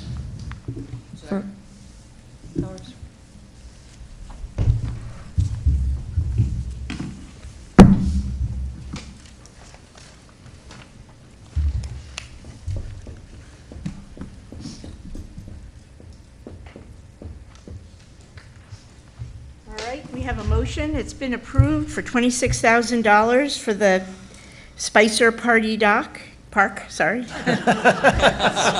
Park dock. I've never been there, so I don't know. Anyway, are there any discussion or questions? Representative Whitehouse? I just have a quick process question. So you raised the money already, and we're just giving permission for you to spend the money that you raised through fundraising and We have not raised everything. Okay. We've raised 19,000. The bids that, or the quotes that we've received are for 26. So we still have a ways to go. We're kind of pre-planning. We expect that we'll be able to do this work next year during the fiscal year that we're working on now. Okay. But this is the money that the boating association? Yes, this is what fees that people have paid for the convenience of having their boat on a rack down by the water versus having to put it up on their car and travel around. So we've put that money into a fund over the last few years. Okay. Have 19,000 now. So we're voting to give you permission to spend that money on this project? Exactly. Okay, thank you. Any other questions? Okay, seeing none, I think we're probably ready for a vote. CIP 4H, Spicer Park Dock, $26,000. All in favor, please raise your hand. Any opposed? Any abstentions? That carries unanimously. Thank you. And lastly, CIP for the 55-plus community fitness zone. A motion was made for 0 by Chase, seconded by Marshall. Director Barry withdrew this CIP and recommended to the town council to move it to a 0. He explained when Mary Jo Riley, who's the director of the senior center, and Director Barry talked and planned this a few years ago, this was before a new project has come up. There's a new project in the pipeline that has a community fitness zone at 184 and 117 where the proposed TIF project is. It includes a number of fitness stations. He mentioned that he has spoken to the developer recently and that it is close, the developer's close to the final draft of the project, and it has been a consistent fixture in the project. He did not see the need to support this particular project at this time. If the proposed project falls through, they may reconsider coming back to the CIP. Director Barry said that they were aware of grants available and they would be, and that would have funded a portion of the CIP. Representative Marshall asked where the fitness center would have gone. Director Barry said it was going to be on the other side of the hockey rink. Here at the senior center, there's an active senior group that works out every day, averaging 75 people a day. And they have over 325 members for the fitness center. So the senior center is free for seniors to come, but the fitness center, there is a fee with it and a membership. So that's what he was saying. The CIP would have complemented the fitness center inside. Mr. Barry mentioned that they do pay a fee for the room and to have a membership for the senior center. This would have allowed people to work out on the weekends when there was no paid staff and the center was closed. Representative Miller called for a vote of 0. It was passed 4-0. And so I move a number of 0 to be approved. There's a second. We have a motion on the floor for 0, and it's been seconded. Is there any questions? Who seconded that? Powers. All right, seeing none. CIP 4I-55 plus Community Fitness Zone. There's a motion for 0. All in favor, please say aye. Aye. Any opposed? Any abstentions? That motion carries. I just want to point out that was in your minutes, you know, because I probably won't remember this at the end, but I believe Mary Jo Riley is actually still the manager of the senior center. Did you say former? No, I don't believe so. I was reading it quickly, though, because I took the Okay. notes tonight, so I apologize. Okay. I hadn't edited it. All right, no, that's So, fine. Madam Moderator, I make a motion to approve these minutes from May 15th, 2018. Is second? All right. Is that a second, or you have, okay. Representative Marshall? I like to, there's 2 points I'd like to amend the minutes. For the second CIP, you mentioned it was passed 4-0 when I believe there was 3 members voting. Oh, sorry. Which is, the confusion was a 4th member joined late, but they were not part of the quorum. The first item, it was mentioned earlier in the minutes that I'd asked a question about if you have $19,000 now, what are you going to do with that money? Basically, the answered, you're not going to start the project until you have the funds raised. That was something that was missed in the minutes, and I'll work on that right now. The town clerk has a point she'd like to make. When a member comes late, they are part of the next vote. Okay. They didn't vote, though, in that case. Oh, they didn't? No. Okay. It wasn't theirs. The vote was in progress when they walked in, so it was not. I'll defer to the chair, but just further notice, if you were late for a meeting, you can vote on the very next item, or even that item that's on the floor if you choose to. All right, any other discussion on those minutes? I will amend the minutes to reflect that Representative Melendez abstained, unbeknownst to us of the Roberts rules, and we will know that in the future. Any other questions or clarifications? Seeing none, all in favor of accepting these minutes. What was the date on those again? May 15th. Oh, May 15th, hot off the press. Please say aye. Aye. Any opposed? Any abstentions? Those minutes pass. Thank you.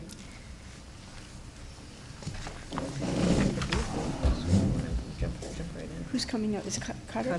Representative Oliver, could you please come and join us?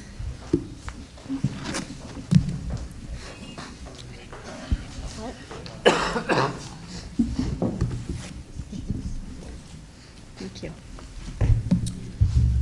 What we were doing is just reading the first one, and then we'll vote on it. So don't read your whole minutes, but we'll do it account by account. Yeah. Okay. The RTM Community Development and Services Committee was called to order on Wednesday, May 2nd, 2018 at 6:40 p.m. at the Groton Senior Center, Classroom 1 by Chairman Oliver. Committee members present, Reps. Hanscom, McDermott, Newsom, Oliver, and Strode. Committee members absent was Representative Perry. Quorum was declared. Also present was Paige Bronk, Economic and Community Development Manager, John Burt, Groton Town Manager, Pete Chappelle, Pete's Marine Services, Wendy Connell, Director of Bill Memorial Library, Michael Gilman Jr., Mr. River Ambulance, Marge Fandulis, Director of Human Services, Chester Kanaic, Vice President of Groton Ambulance Association, Christine Johnson, Director of Mystic Knowing Library, Steve Mansfield, Director of Health, Ledge Light Health District, Kevin Quinn, Manager of Inspection Services, John Reiner, Director of Planning and Development Services, Betty Ann Ryder, Director of Groton Public Library. For account number 1001, legislative policy on page 159. 59, right? 59. A motion was made by Representative Hanscom for $54,955 and was seconded by Representative Strode. There was no discussion.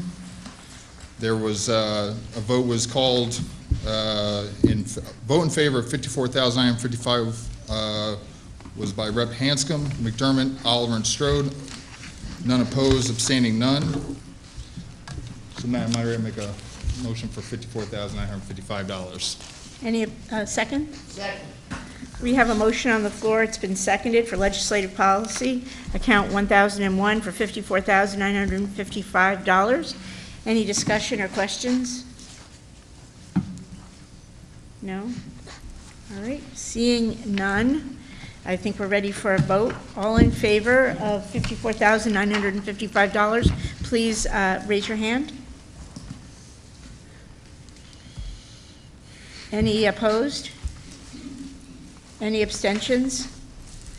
That motion passes. 30 in favor, none opposed, no abstentions. Thank you. Next account, account number 1010, Executive Management on page 72. Motion was made for $346,869 by Rep. Hanscom, seconded by Rep. McDermott. There was no discussion. A vote was called, and in favor was Rep. Hanscom, McDermott, Oliver, and Strode, none opposing, and none abstaining. And Madam Moderator, make a motion for $346,869. Okay. Second. Thank you. We have a motion on the floor. It's been seconded for account 1010, Executive Management, $346,869. Are there any questions or clarification desired? Discussion?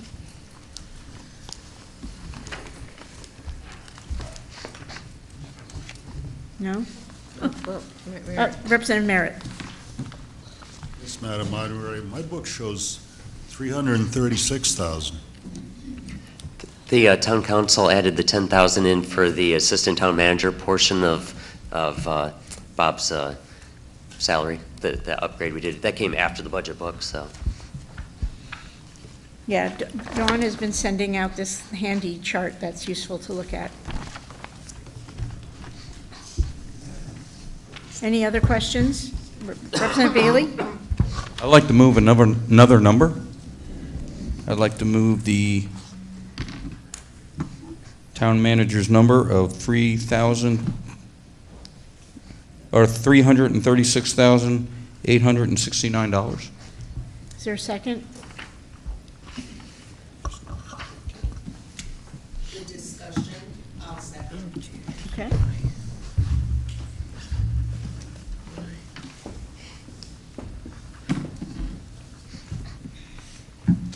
All right, we have a motion. It's been seconded for $336,869. Did you want to speak to that, Mr. Bailey? Representative Bailey? Excuse me. Yes, thank you very much, Madam Moderator. I was just wondering why the change. I understand that it's for the assistant town manager, but a question to the town manager. Currently, aren't we under a hiring freeze?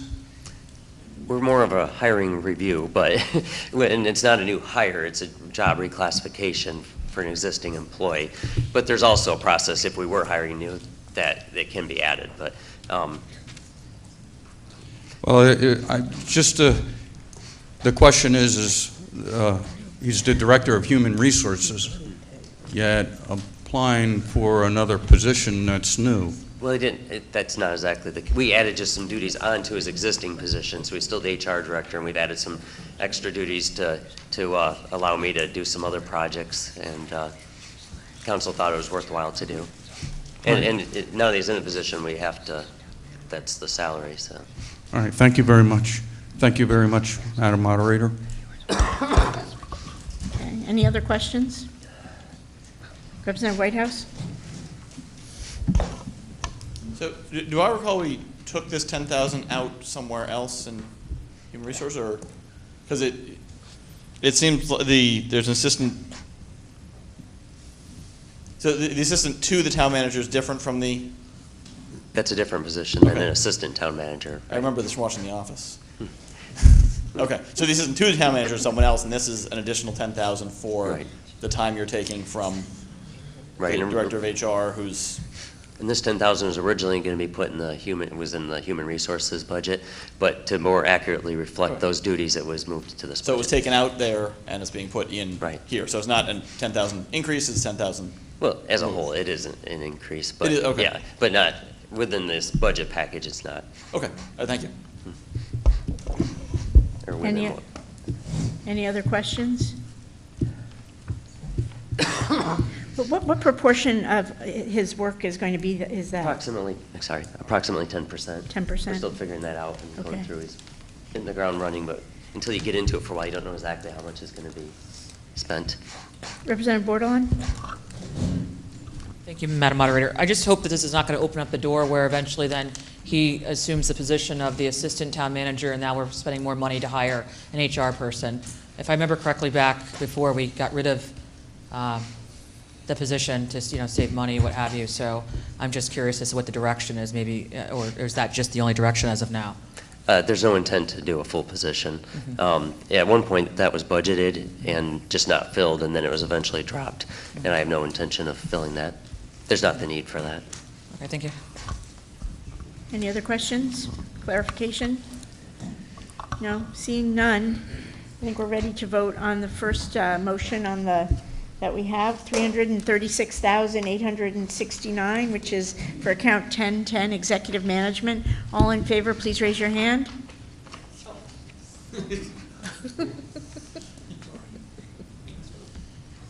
Any opposed? Any abstentions? I believe that motion fails, none in favor. 30 opposed, no abstentions. So now we have another number on the floor, $346,869. All in favor of this, please raise your hand. Okay, any opposed? Any abstentions? That motion passes, 30 in favor, none opposed. For account number 1006, Legal Services on page 69. There was just a brief statement by Town Manager Burt. He said that this budget has decreased due to cost-cutting measures and anticipated increase in delinquent tax collections. A motion was made by Rep. McDermott for $300,000, seconded by Rep. Strode. There was a vote, and in favor was Rep. Hanscom, McDermott, Oliver, and Strode. None opposed, none abstaining. Madam Moderator, I move the number $300,000. Okay, we have a motion on the floor, and it's been seconded for account 1006, Legal Services, $300,000. Are there any discussion or questions? Oh, Mr. Burt, would you please address us? Sure. Originally, we looked at $335,000 for this budget. However, we're going to try to do more in-house, less going to the legal counsel. For instance, Bob Zagami is going to be the lead on union negotiations, do as much as he can. There'll be times you need experts in, but do more of it in-house without bringing in the legal counsel, and then just generally monitoring what we go out to legal counsel for. So I'm hoping this will work, but I think we can make $300,000 work. Representative Bordelon? Thank you, Madam Moderator. Could you just explain to me the account here, general support 100064? Looks like Sure. it's increased there. Sure, that's to do with delinquent taxes, that type of thing. There's just more activity there. That does get overall reimbursed, through fees and fines and that type of thing. Thank you. Representative Whitehouse?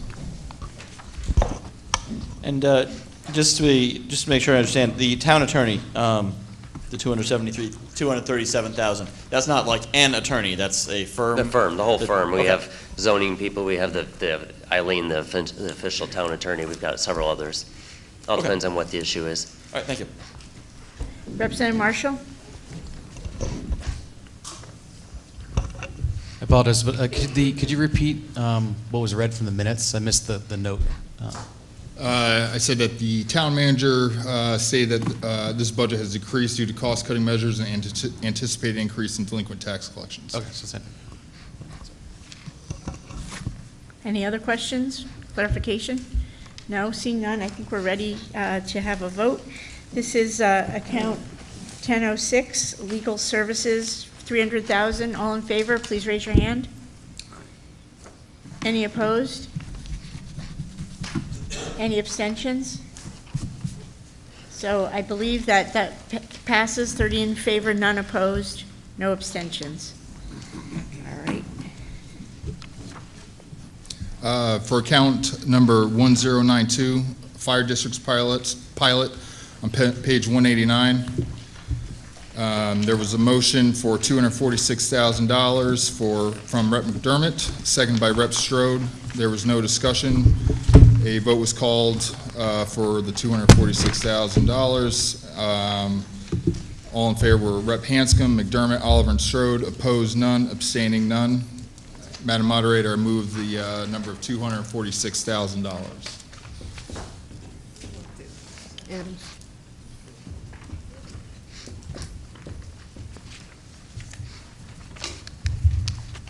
All right, we have a number of 246,000. It's been seconded for Fire Districts pilot, that's account 1092. Representative Marshall? Just had a general question. So this number has not gone up since in the past year. What's the background on that? Why is this so stable? Well, early on, and I'll bring Cindy up if I get into any trouble, but early on there was an original formula, which I have, but basically the original formula was each fire department got a $1,000 base payment for participating in mutual aid. The total was then reduced by that 7,000, and then the remainder distributed according to how much state land you have in each district. So over time, it's stayed pretty stable in the terms of how much money we're getting from the state actually starting to go down. There'll become a point where we'll have to address that, but the decision's been made over the years for quite a few years now just to keep it stable. Okay. So, but in the future years, we'll have to address a cut at the state level? I anticipate all things from the state to keep diminishing. So. Thank you. Any other questions or discussion? Okay, seeing none, we have account 1092, Fire Districts pilot, 246,000. All in favor, please raise your hand. Any opposed?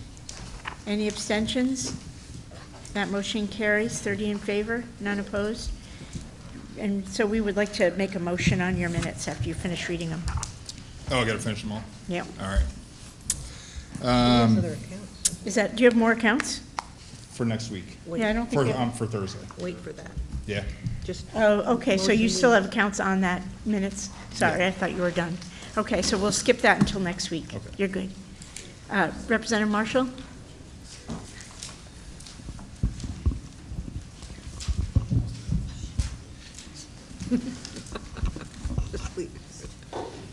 Is it possible for us to continue with a couple more accounts since this is the same people are here and it's not? Wait a minute, because the director of library is not here. Sean's not here for GMTV.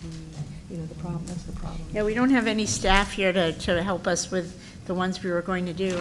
I'd be fine to add a few, but we don't have any folks from the library or from the GMTV. Yeah.